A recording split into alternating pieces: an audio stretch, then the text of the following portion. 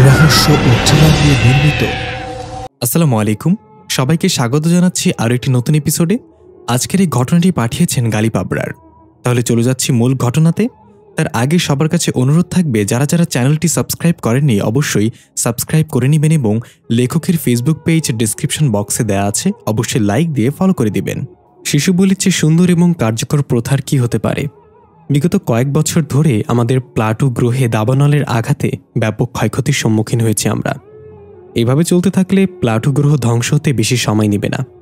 তাই আমি অনেক ধ্যান জ্ঞান করে এই দাবানল রুখে দেওয়ার একটা সমাধান খুঁজে বের করেছি। সেটা হলো, প্রতি সূর্যগ্রহণের সময় যদি একটি করে শিশু বলি দেওয়া যায়, তাহলে আমাদের এই প্লাটু গ্রহে আর কখনো দাবানল জেগে উঠবে না। কিন্তু যদি কখনো এই রীতির উল্টো হয়ে যায়, যদি কখনো সূর্যগ্রহণে কোনো শিশু বলি দেওয়া না হয়, তাহলে প্লাটু গ্রহের নিচে থাকা দাবানল আবার গর্জে উঠবে, সবকিছু ধ্বংস করে দিবে। কথাগুলো বলছিল একজন অদ্ভুত দেখতে লোক। তার কানগুলো স্বাভাবিকের চেয়ে বেশ বড় বড়, হাত পায়ের নখগুলো কালো রঙের, চোখের নিচে কাটা দাগ। আশেপাশে আরও কয়েকজন একই রকম দেখতে লোক দাঁড়িয়ে আছে। তার সামনে বসে আছে মাথায় মুকুট পরা অন্য আরেকজন লোক। তার হাতের আঙ্গুলে অনেক মূল্যবান পাথরের আংটি।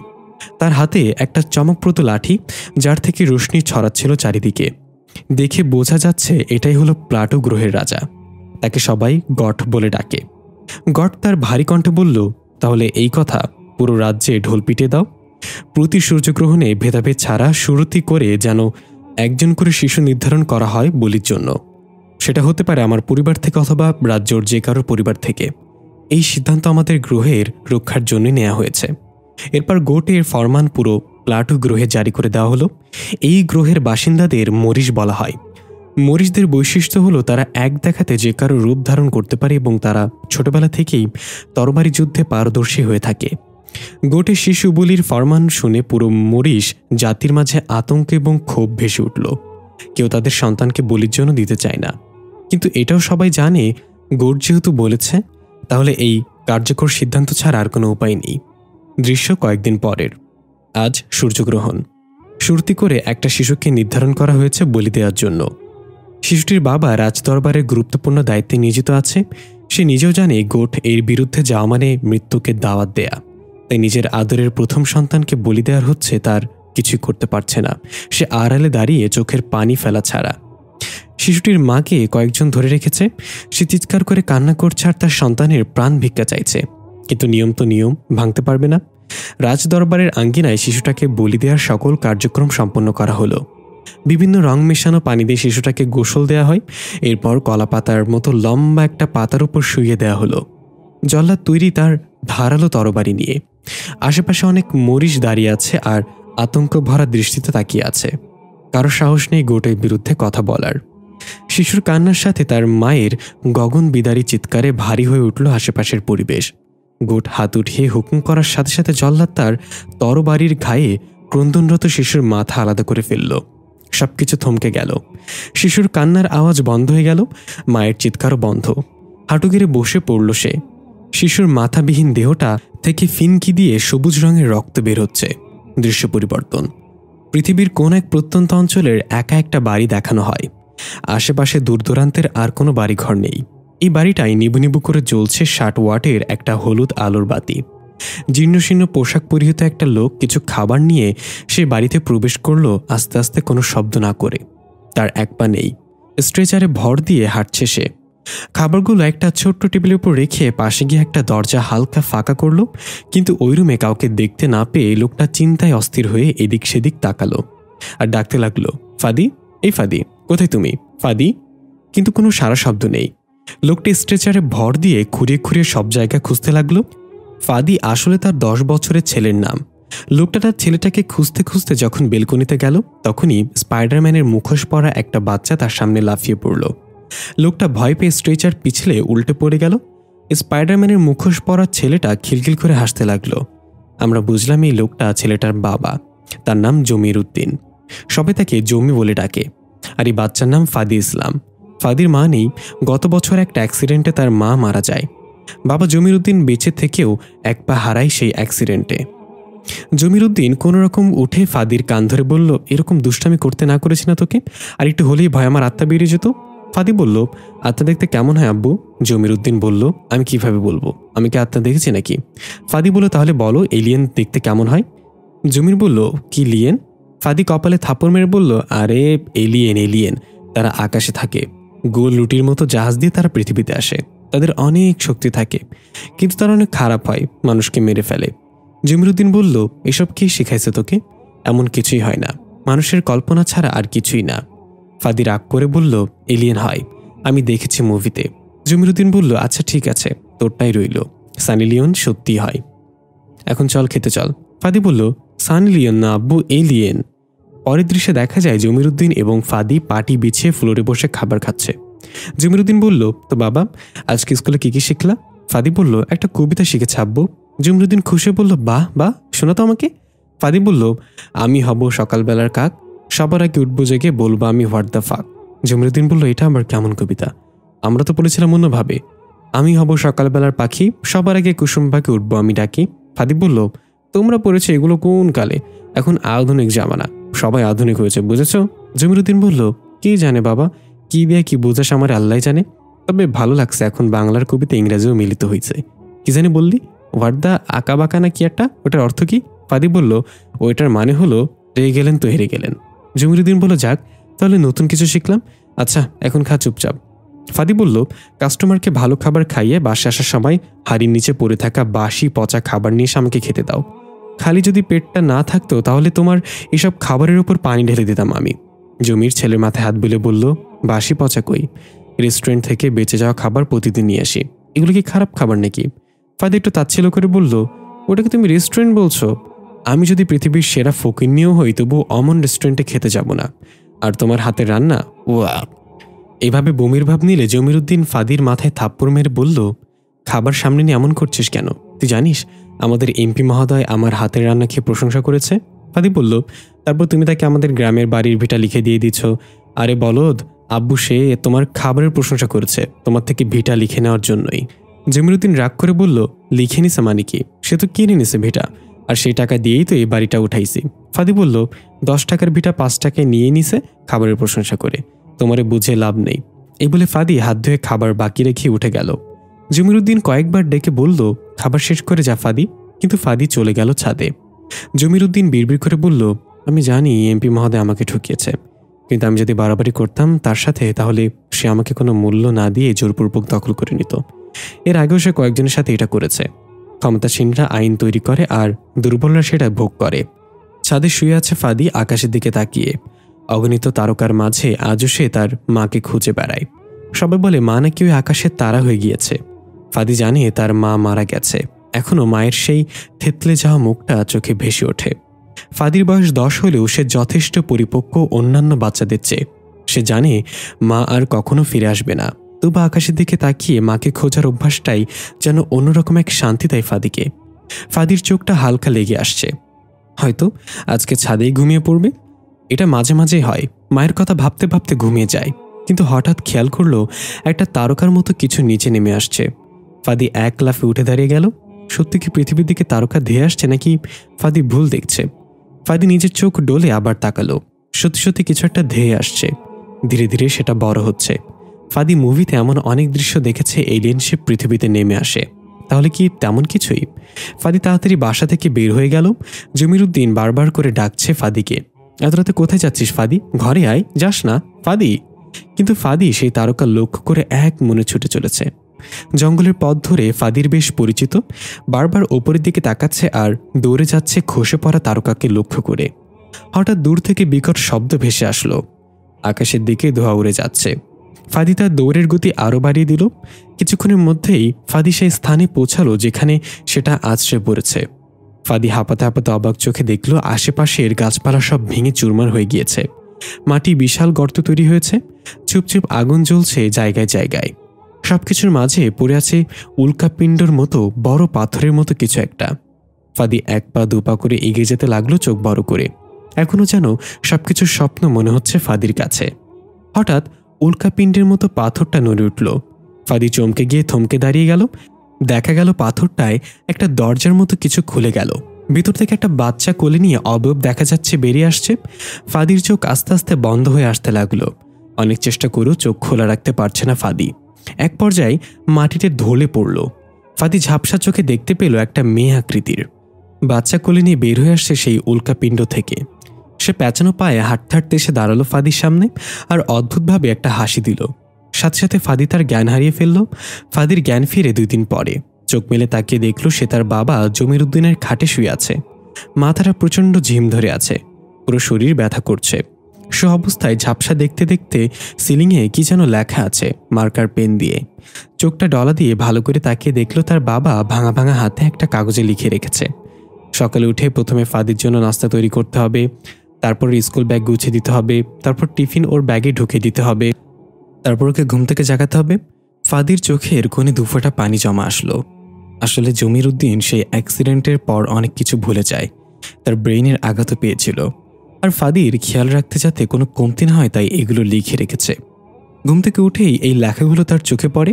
এর মাঝে জমির উদ্দিন ঘরে প্রবেশ করে ফাদির চোখ খোলা দেখে কান্না করে দিয়ে এসে ফাদিকে জড়িয়ে ধরল আর বলতে লাগলো, এতবার করে না করলাম বাইরে যাস না রাতের বেলা, তবু গেলি। যদি তোর কিছু হয়ে যেত তাহলে আমি কিভাবে বাঁচতাম বল? ফাদি কি বলবে জানে না। তার ওই ছোট্ট মাথায় এখনো বাবার ওই লেখাগুলো ঘুরছিল। ফাদি বলল, বাবা ওই লেখাগুলো?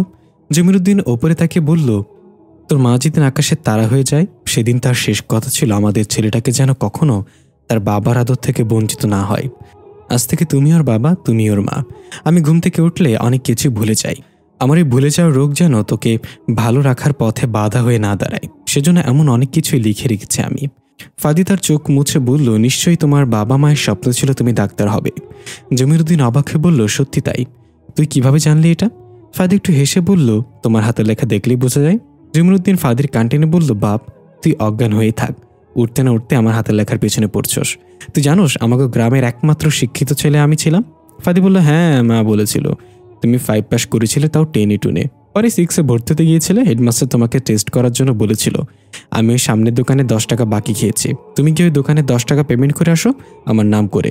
তারপর জমির উদ্দিন ফাদির মুখ চেপে ধরে বলল, আর বলতে হবে না, তুই আমার ইজ্জত শেষ করার পায়তারা করছস।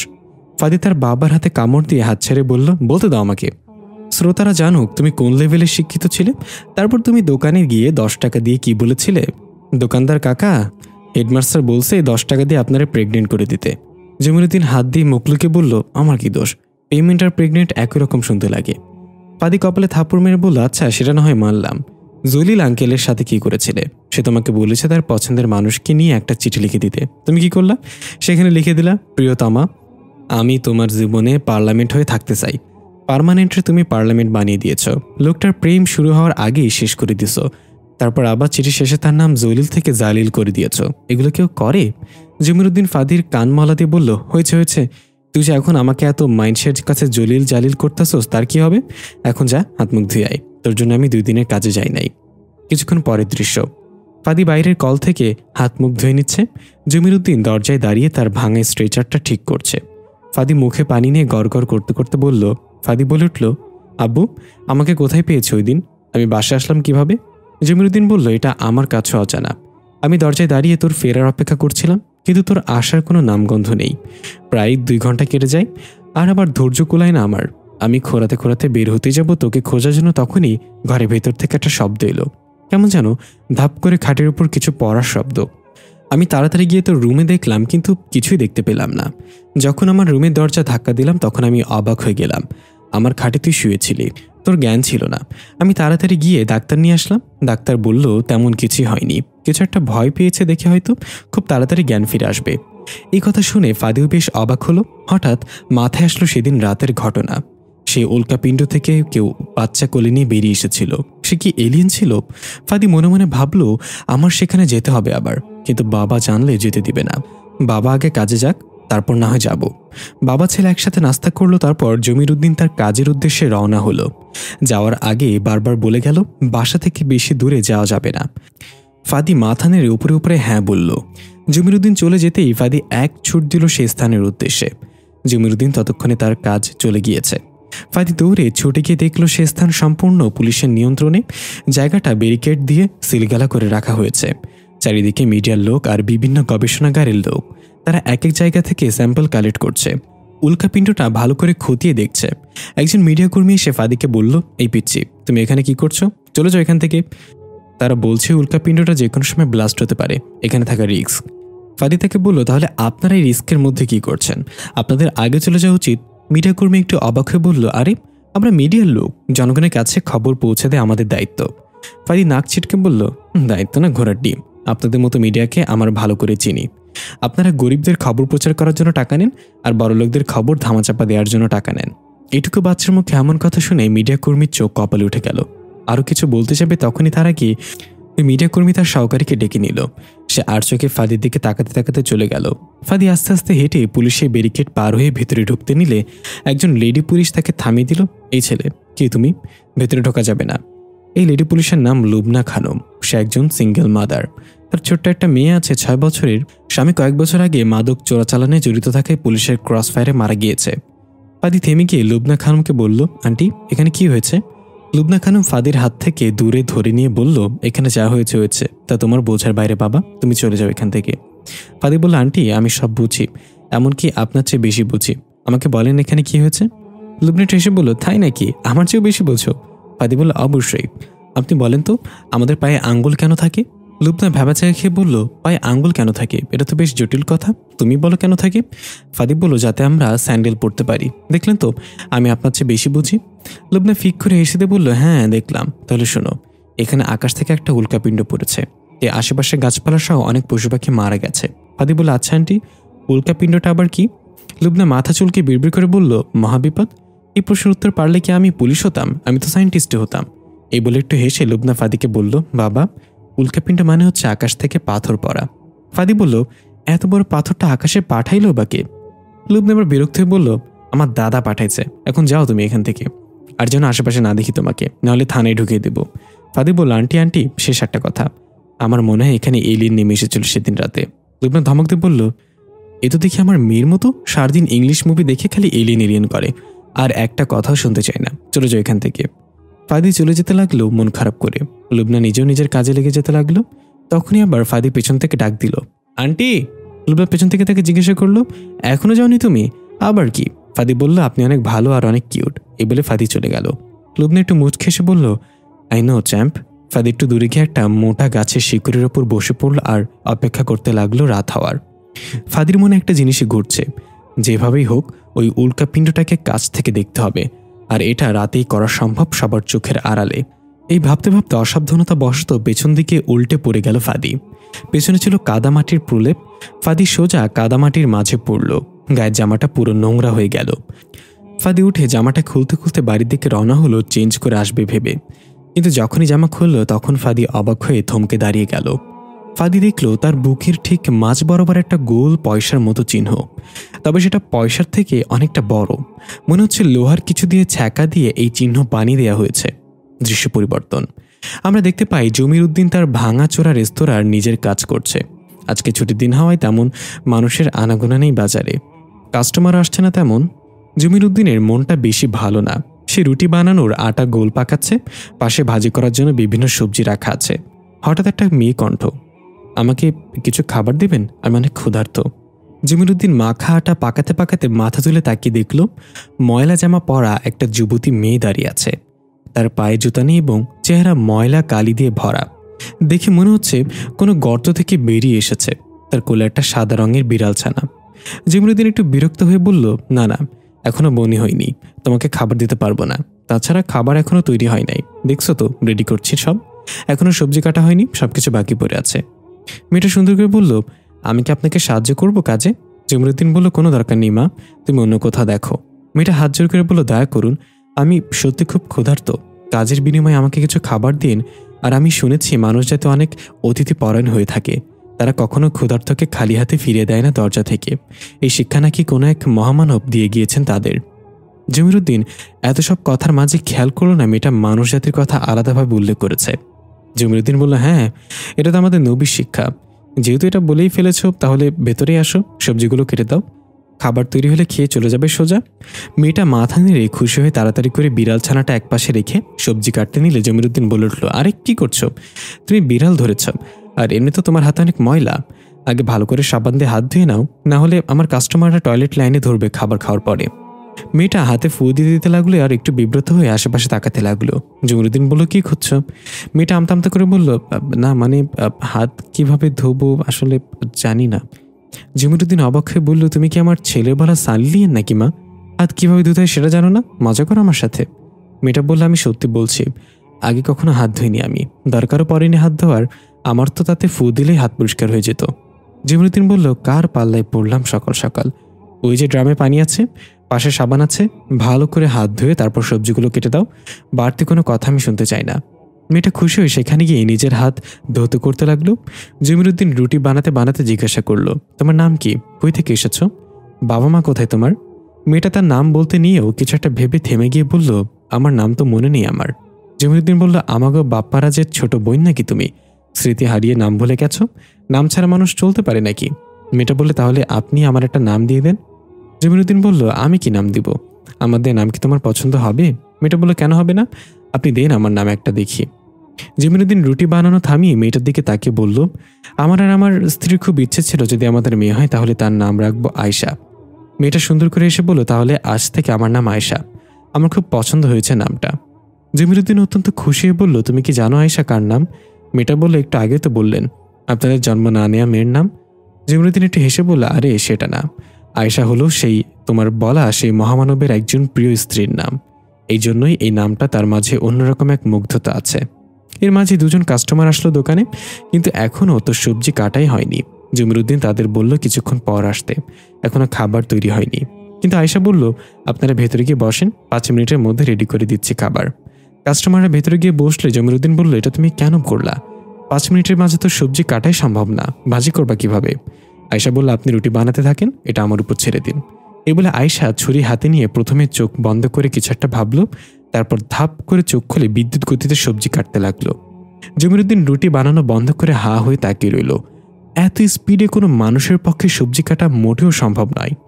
যেই সবজি কাটতে কমপক্ষে আধা ঘন্টা লাগার কথা, সেটা 2 মিনিটের মাথায় কেটে সাভার করে ফেললো আয়শা।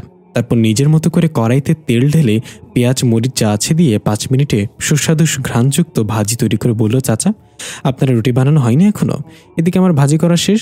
জমিরুদ্দিন হুঁশে ফিরে অবাক হয়ে বলল, তুমি আসলে কে? ফাদি দৌড়ে বাসায় চলে আসলো। ঘরে ঢুকে আয়নার সামনে দাঁড়িয়ে তাড়াতাড়ি করে গায়ে কাদা মাখা গেঞ্জিটা খুলে ফেললো। তারপর বুকে কয়েনের মতো চিহ্নটা হাত বোলাতে বোলাতে অবাক হয়ে বলল, এটা কিসের চিহ্ন? আগে তো আমার বুকে এমন কোনো চিহ্ন ছিল না, নাকি ওই এলিয়েন কিছু করেছে আমার সাথে?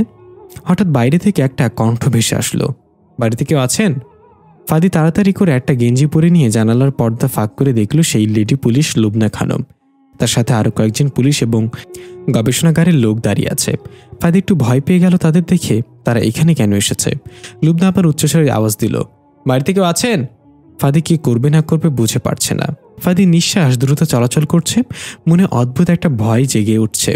লুবনা কারো সারা শব্দ না পেয়ে হুকুম দিল, সার্চ দ্য হাউস। পুলিশ এবং গবেষণাগারের লোকেরা পা বাড়ালো ঘরে প্রবেশ করার জন্য। তার আগেই ফাদি বের হয়ে আসলো বাড়ি থেকে। সবাই থেমে গেলে লুবনা এসে অবাক হয়ে জিজ্ঞাসা করলো, আরে তুমি তো এই ছেলেটা তাই না, যাকে কিছুক্ষণ আগে উল্কাপিণ্ডের কাছে দেখেছিলাম? তুমি এখানে কি করছো? ফাদি খুব স্বাভাবিকভাবে বলল, আমার বাড়িতে আমি থাকবো নাকি আপনি থাকবেন? লুবনা বলল, এটা তোমার বাড়ি? ফাদি বলল, না, আমার বাবার বাড়ি, তবে বাবা মারা যাওয়ার পর আমি এই বাড়ির মালিক হব। আপনারা এখানে কি করছেন, কেন এসেছেন? লুবনা এগিয়ে এসে ফাদির সামনে দাঁড়িয়ে বলল, বয়স হিসেবে একটু বেশি কথা বলো তুমি। তোমার বাবা কোথায়? ফাদি বলল, আব্বু তো কাজে গিয়েছে, আর আব্বুই আমাকে শিখিয়েছে উত্তর জানা থাকলে কখনো চুপ থাকতে নেই। লুবনা বলল, তোমার বাবা ভুল শিখেছে তোমাকে। জ্ঞানী ব্যক্তির পরিচয় হলো সেসব উত্তর দেয়া না জানা থাকলেও আর সবার সাথে তর্কে জড়ায় না। একজন কনস্টেবল সাইড থেকে বলল, ম্যাডাম ওর পাশার উপর দিয়ে ডান্ডা পড়লেই পাকা পাকা কথা বন্ধ হয়ে যাবে, এত কথা না বলে যা করতে আসছি তা করা যাক। লুবনা কনস্টেবলকে ধমক দিয়ে বলল, আপনি আপনার পাছা সামলান, আমি জানি আমার কি করতে হবে। আমাদের হাতে কোনো আইনি নোটিশ নেই এই বাড়ি সার্চ করার। এই বাচ্চা ছেলে যদি অনুমতি না দেয় তাহলে আমরা ফিরে যেতে বাধ্য। ফাদি কনস্টেবলকে উদ্দেশ্য করে বলল, যার নিজের ঘর কাচের হয় সে অন্যের ঘরে ঢিল মারে না স্যার। এই বলে লুবনাকে উদ্দেশ্য করে বলল, আন্টি এখন বলেন কি বিষয়ে আপনি আমাদের বাড়ি সার্চ করতে চাচ্ছেন? আমরা তো তেমন কিছুই করিনি। লুবনা তার পকেট থেকে ছোট্ট একটা কাচের বাক্স বের করে ফাদির সামনে ধরল। ফাদি দেখলো কাচের বাক্সের ভেতর নীল রঙের একটা খুব ছোট পাথরের টুকরো চকচক করছে। ফাদি জিজ্ঞাসা করলো, এটা কি? লুবনা বলল, এই অদ্ভুত পাথরের টুকরোটা উল্কাপিণ্ডের পাশেই পেয়েছে আমাদের সার্চ টিম। গবেষণা করে জানা গেছে এটা পৃথিবীর কোনো বস্তু নয়, এটা তো সামান্য একটা টুকরো। এই টুকরোটা যেই পাথর থেকে ভেঙেছে সেটা ওখানেই পাওয়া যায়নি, সেটা সিগন্যাল তোমাদের বাড়ির আশেপাশ থেকে পাওয়া গেছে গবেষণায়। তাই আমার সন্দেহ পাথরটা হয়তো তোমাদের বাড়িতেই আছে। ফাদি সব শুনে বলল, আপনার কি মনে হয় এত দামি পাথর যদি আমাদের ঘরে থাকতো তাহলে আমার বাপ ছেলে কখনো এই বাড়িতে পড়ে থাকতাম? লুবনা বলল, কিন্তু পিচ্ছি, আমাদের তো সার্চ করতেই হবে, দেখা যাক তুমি কিছু লুকাচ্ছ নাকি আমাদের ভুল করছি। দৃশ্য পরিবর্তন। আমরা দেখতে পাই জমির অবাক হয়ে জিজ্ঞাসা করল, তুমি আসলে কে? আয়েশা খুব স্বাভাবিকভাবে বলল, ভুলে গেলেন? একটু আগে তো আপনি আমার নাম আয়েশা রাখলেন। জমির উদ্দিন বললেন, আমি সেটা ভুলিনি, বলো তুমি কোথা থেকে এসেছো, তোমার বাবা মা কোথায়? আয়েশা একটু ভেবে বলল, আমি আসলে আমার পরিচয় ভুলে গেছি। সকালে ঘুম থেকে উঠে দেখি আমি এই ময়লা কাপড়ে আমার বিড়াল ছানার সাথে এই অঞ্চলের এক জঙ্গলে পড়ে আছি। অনেকের কাছে সাহায্য চেয়েছি, সবাই আমাকে পাগল মনে করে তাড়িয়ে দিয়েছে। সবশেষে আপনার কাছে আশ্রয় হলো। জমির উদ্দিন বলল, সেটা নয় বুঝলাম, কিন্তু তুমি যে গতিতে সবজি কেটে ফেললে আর ভাজি করে ফেললে, এটা তো অসম্ভব, কিভাবে করলে এটা? আয়েশা বলল, হয়তো আমি আগের জন্মে কে কাপার শিষ্য ছিলাম, কিন্তু আপনি কি আমাকে ভয় পাচ্ছেন? জমির উদ্দিন বুক ফুলে বলল, এই জমির উদ্দিন আল্লাহ ছাড়া কাউকে ভয় পায় না। তাহলে আগে কাস্টমারকে খাবার দিয়ে আসো, তারপর তুমি খেয়ে বিদায় হও। আয়েশার মুখটা মলিন হয়ে গেল। আর কোনো কথা না বলে প্রথমে কাস্টমারকে খাবার দিয়ে নিজেও পেট পুরে খেয়ে নিল। দুধের কেটলি থেকে জমির উদ্দিন আয়েশার বিড়াল ছানার জন্য কিছু দুধ উঠিয়ে বাটিতে দিল। এতে আয়েশা অনেক খুশি হলো। খাওয়া শেষে আয়েশা তার বিড়াল ছানা নিয়ে চলে যাওয়ার জন্য অগ্রসর হলো। জমির উদ্দিন অপলক দৃষ্টিতে তাকিয়ে আছে আর ভাবছে কি করবে। মেয়েটাকে এভাবে যেতে দিবে? যদি কোনো অমানুষ মেয়েটার সুযোগ নেই, কোনো ক্ষতি করে? এসব ভাবতে ভাবতে আয়েশা বলে ডাক দিতে যাবে, তার আগেই সাদা প্যান্ট শার্ট পরা একজন লোক তার কয়েকজন চালাপেলা নিয়ে জমির উদ্দিনের দোকানে প্রবেশ করল। এই লোকটাই এই অঞ্চলের এমপি মহোদয়। এই লোকের নাম আসাদুজ্জামান চৌধুরী, সবাই তাকে জামান এমপি বলে ডাকে। জমির উদ্দিন জামান এমপির হঠাৎ আগমনে একটু থতমত খেয়ে গেল। তারপর তাড়াতাড়ি ভেতর থেকে একটা চেয়ার এনে নিজের কাঁধের গামছাটা দিয়ে মুছে দিয়ে বলল, বসেন এমপি সাহেব, বসেন। হঠাৎ করে এই গরিবের কাছে আগমন, কিছু হয়েছে? জামান এমপি চেয়ারে বসে পায়ের উপর পা তুলে চোখের কালো রঙের সানগ্লাসটা খুলে বুকে শার্টের সাথে টাঙিয়ে খুব শান্ত গলায় বলল, জমির মিয়া, তুমি খুব বুদ্ধিমান একজন মানুষ। তোমার দাদার ভিটা চাওয়া মাত্রই দিয়ে দিয়েছো আমাকে। বোকাদের মতো প্রতিবাদ করলে তোমার ভিটাও যেত, জানো যেত, সেটা তুমি জানো। জমির উদ্দিন বলল, সেসব এখন কেন বলছেন এমপি সাহেব? আপনি তো ভিটা আমার কাছ থেকে এমনি নেননি, কিনে নিয়েছেন, এতে আমার কোনো অভিযোগ নেই। জামান এমপি এবার তার এক চেলাকে বলল, জমির মিয়াকে ওই টাকাটা দিয়ে দে। এক চেলা এসে জমির উদ্দিনের হাতে কয়েকটা টাকার বান্ডেল ধরে দিল। জমির উদ্দিন অবাকে জিজ্ঞাসা করল, এটা কিসের টাকা এমপি সাহেব? ভিটা বিক্রির টাকা তো পুরোটাই পেয়েছি আমি, তাহলে এখন আবার টাকা কেন? জামান এমপি বলল, জমির মিয়া, এখানে 2 লাখ টাকা আছে, আগামী 10 দিনের মাঝে এই দোকান ছেড়ে দিবে তুমি, এটা আমি কিনে নিয়েছি তোমার থেকে। এই কথা শুনে জমির উদ্দিনের মাথা যেন আকাশ ভেঙে পড়ল। জমির উদ্দিন কান্না জড়িত কণ্ঠে বলল, কি বলছেন এমপি সাহেব, এমনটা করবেন না দয়া করে, এটা আমার একমাত্র আয়ের উৎস। আজ যদি এটাও নিয়ে নেন তাহলে আমার মা হারা ছেলেটা আর আমি না খেয়ে মরবো। দয়া করে টাকাগুলো ফিরিয়ে নেন আর আমার দোকানটা আমাকে ফিরিয়ে দেন। জামান এমপি বলল, জমির মিয়া, তুমি কিন্তু জানো আমি এক কথার মানুষ। তোমার এই ভাঙ্গাচোরা রেস্তোরাঁ ভেঙে এখানে আমি বড় একটা হাইফাই রেস্টুরেন্ট বানাবো ভেবেছি। তোমার জন্য ভালো হবে এই 2 লাখ টাকা দিয়ে অন্য কোনো একটা আয়ের উৎস খোঁজা। তোমাকে পছন্দ করে বলে 2 লাখ টাকা দিলাম, অন্য কেউ হলে একটা পয়সাও দিতাম না। জমির উদ্দিন তার স্ট্রেচার ফেলে এমপি সাহেবের পায়ে পড়ে গেল আর কাকুতি মিনতি করে বলতে লাগলো এটা না করতে। কিন্তু নির্দয় জামান এমপি এক পর্যায়ে রেগে গিয়ে তার চালাপেলাদেরকে বলল, অনেক বুঝিয়েছি, খোরার বাচ্চারে মায়েরে বের করে এখান থেকে। হুকুম পেয়ে চালাপেলারা জমির উদ্দিনকে মারতে মারতে দোকান থেকে বের করে ফেলল। জমির উদ্দিন তবুও বারবার এমপির কাছে কাকুতি মিনতি করে যাচ্ছিল। জমির উদ্দিনকে মেরে রক্তাক্ত করে ফেলেছে। আশেপাশে সবাই চুপ করে এসব অন্যায় সহ্য করে যাচ্ছে, কেউ একটা টু শব্দও করছে না জামান এমপির ভয়ে। জমির উদ্দিনকে মেরে রক্তাক্ত অবস্থায় রাস্তায় ফেলে রাখল। সবশেষে জামান এমপি তার সানগ্লাসটা চোখে পড়তে পড়তে এগিয়ে এসে জমির উদ্দিনের সামনে একটু ঝুঁকে হাঁটুতে ভর দিয়ে বলল, কেন শুধু মায়ের খাইলা মিয়া? তুমি জানো আমার সিদ্ধান্ত কখনো পরিবর্তন হয় না। এখনই 2 লাখ টাকাও পাবে না, তোমার এই দোকানও আমি আজকে দখল নিলাম। জমির উদ্দিনের চেহারায় এবার প্রচণ্ড রাগ ফুটে উঠল। দাঁত কটমট করে বলল, আমি তার কাছে বিচার দিব যার কাছে সব জুলুমের শেষ হয়। কোনো জালিম বাঁচতে পারবে না, তুইও পারবি না। এই বলে থু করে জামান এমপির চেহারায় এক গাদা থুতু মেরে দিল জমির উদ্দিন। জামান এমপি প্রচণ্ড ক্ষুব্ধ হয়ে জমির উদ্দিনের চেহারা বরাবর এক লাথি দিল। জমির উদ্দিন উল্টো দিক গিয়ে কিছুটা দূরে আসতে পড়ল। এরপর জামান এমপি তার গাড়ি থেকে একটা ধারালো তরবারি বের করে রাগে গজগজ করতে করতে জমির উদ্দিনের দিকে তেড়ে আসতে লাগলো। আশেপাশে সবাই ভয়ার্থ চোখে তাকিয়ে আছে, কিন্তু কেউ কিছু বলার সাহস পাচ্ছে না। জমিরুদ্দিনও ভয় পেয়ে গেল। এবার জামান এমপি তাকে নিশ্চিত মেরে ফেলবে। শেষবেলায় জমিরুদ্দিনের চোখের ফাদির মুখটা ভেসে উঠল। জামান এমপি সে ধারালো তরবারিটা দিয়ে এক চিৎকার করে আঘাত করল জমিরুদ্দিনের গলা বরাবর। সবাই চোখ বন্ধ করে ফেলল। জমিরুদ্দিনও ভয় চিৎকার করে চোখ বন্ধ করে ফেলল, কিন্তু তরবারি জমিরুদ্দিনকে আঘাত করল না। অবাক আর ভয়ে কাঁপতে কাঁপতে জমিরুদ্দিন আস্তে আস্তে চোখ মেলে তাকালো। দেখা গেল একটা হাত তরবারিটা ধরে ফেলেছে ঠিক গলার সামনে থেকে। জামান এমপি এখনও শক্তি খাটাচ্ছে, কিন্তু তরবারিটা তার হাত থেকে 1 ইঞ্চিও নড়ল না। জমিরুদ্দিন আস্তে আস্তে মাথা তুলে তাকিয়ে দেখল এটা তো আয়শা। সে খুব শক্ত করে তরবারিটা ধরে রেখেছে। তার চুলগুলো চেহারার সামনে এসে পড়ে বাতাসে দোল খাচ্ছে। আয়শা দাঁত কটমট করে বলল, আপনি এখান থেকে সরে যান জমির চাচা। জমিরুদ্দিন অবাকে বলল, কি করছো তুমি এটা? তারা তোমাকে মেরে ফেলবে, চলে যাও এখান থেকে। আয়শা চোখ লাল করে ছাচালো কণ্ঠে বলল, বলেছি না সরে যান, শুনতে পাননি? এবার জমিরুদ্দিন কেঁপে ওঠে আয়শার ধমক খেয়ে। জমিরুদ্দিন কোনো মতে হামাগুড়ি দিয়ে একপাশে সরে গেল। আয়শা এক টানে তরবারিটা নিজের হাতে নিয়ে ছুঁড়ে ফেলে দিল। দেখা গেল তরবারিটা গিয়ে একটা গাছের সাথে বিঁধে গেল। জামান এমপি কর্কশ গলায় বলল, এই পুচকে মেয়ে, কে তুই? মরতে না চাইলে চলে যায় এখান থেকে। আয়শা জমিরুদ্দিনের দিকে দেখিয়ে বলল, এই লোকটা আমি ক্ষুধার্ত অবস্থায় আমাকে খাবার দিয়েছে, আমি তার কাছে ঋণী। তার গায়ে যদি আর একটা আঘাত লাগে তাহলে কথা দিলাম যে হাত দিয়ে তাকে আঘাত করা হবে সেই হাত ছিঁড়ে ফেলবো আমি। এটা শুনে জামান এমপি আরও রেগে গেল এবং জমিরুদ্দিনের দিকে তেড়ে যেতে যেতে বলল, তাহলে আমিও দেখবো আজকে জমিরকে আমার হাত থেকে কে বাঁচায়। জামান এমপি জমিরুদ্দিনের কাছাকাছি পৌঁছালো। পেছন থেকে এক টান পড়ল।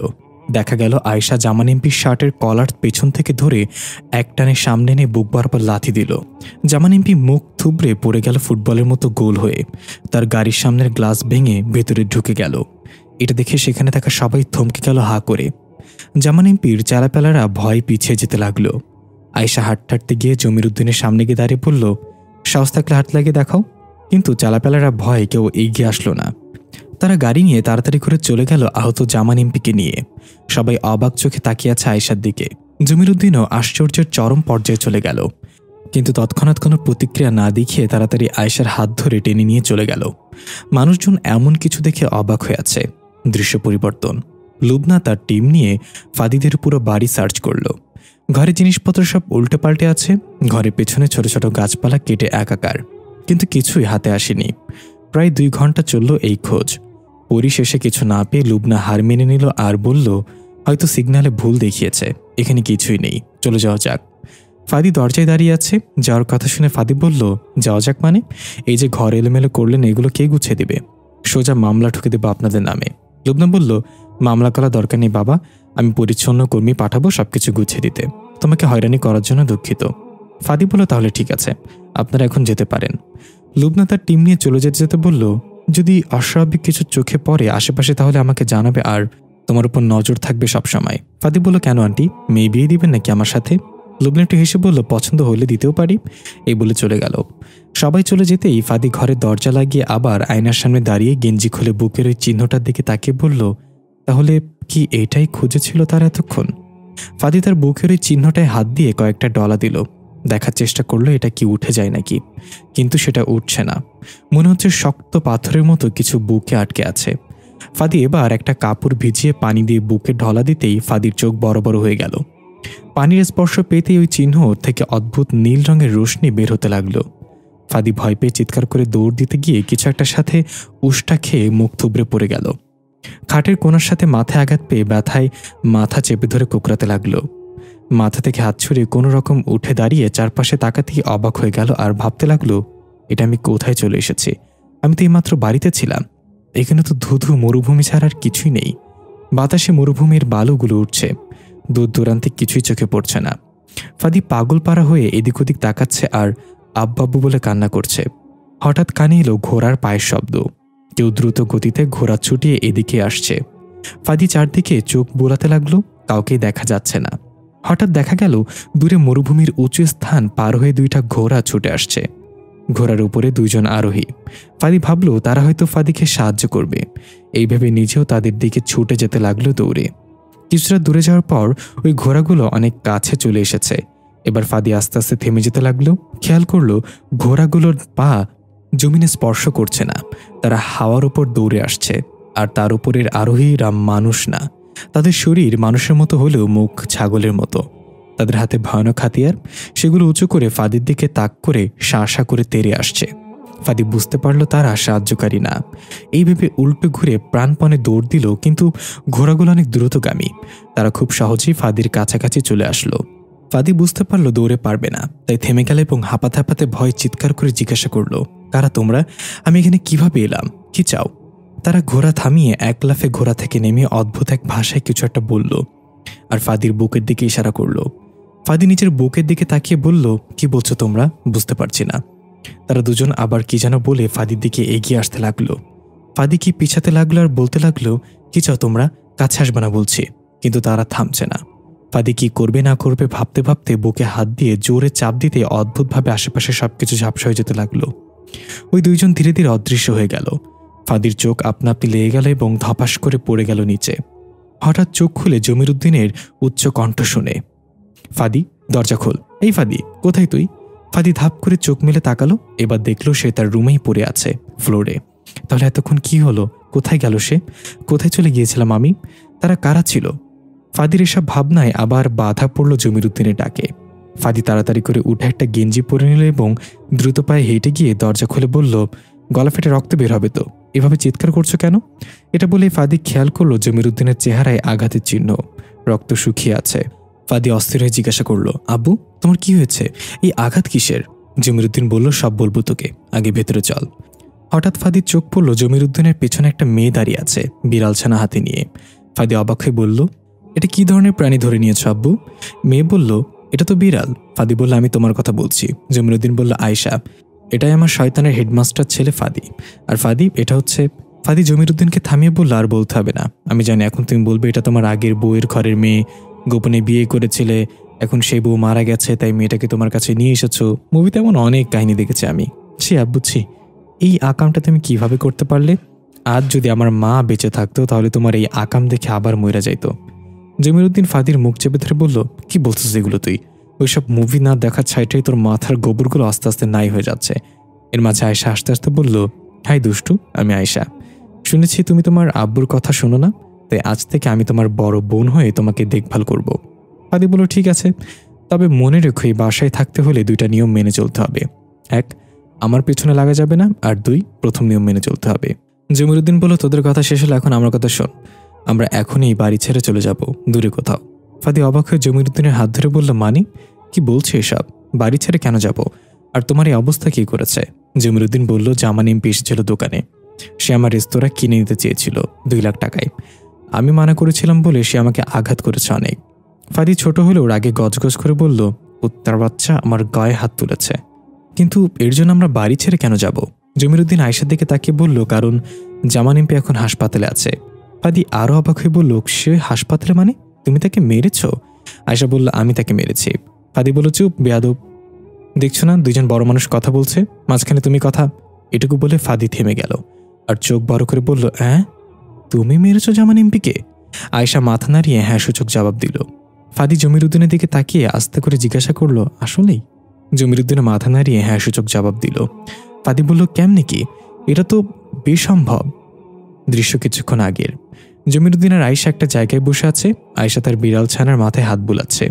জমির উদ্দিন রাগ করে বলল, তোমাকে কে বলেছে এমপিকে মারতে? তুমি জানো সে কত নির্দয় আর জানোয়ার, তোমাকে মেরে ফেলবে সে।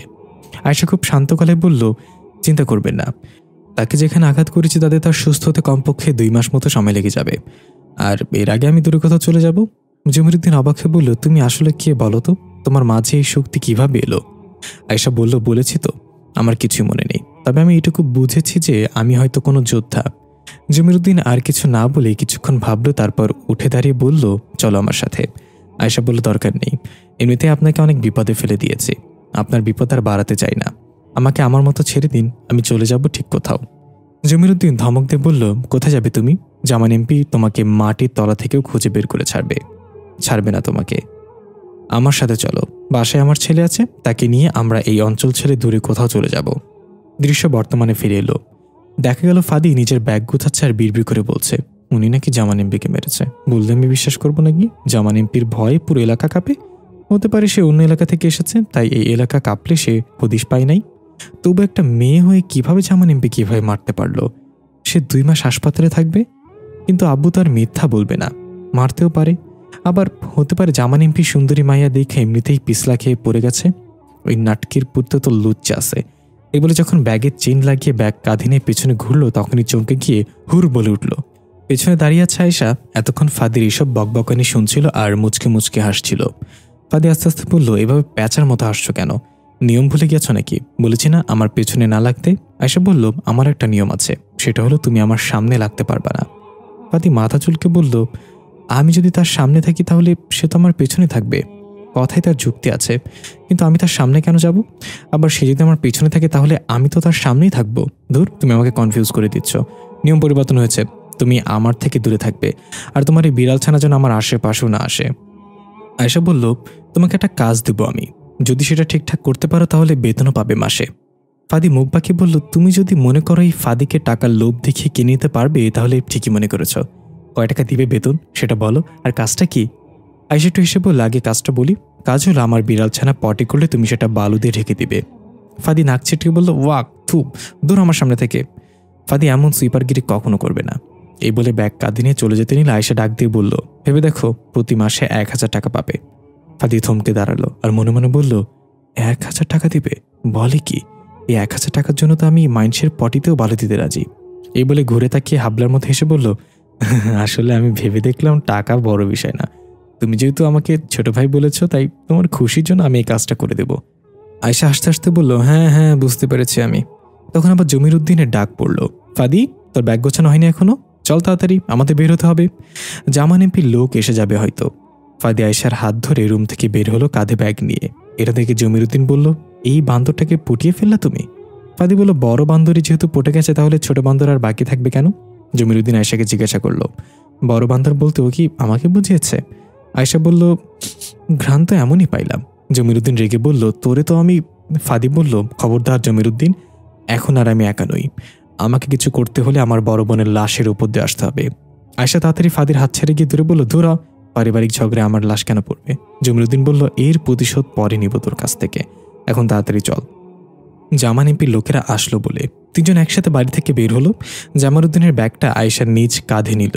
জমির উদ্দিন বাইরে থেকে বের হয়ে বাড়িটার দিকে এক নজর তাকিয়ে নিল আর অশ্রু সিক্ত চোখে বলল, আবার ফিরে আসবো যখন এই জুলুমকারীর পতন হবে।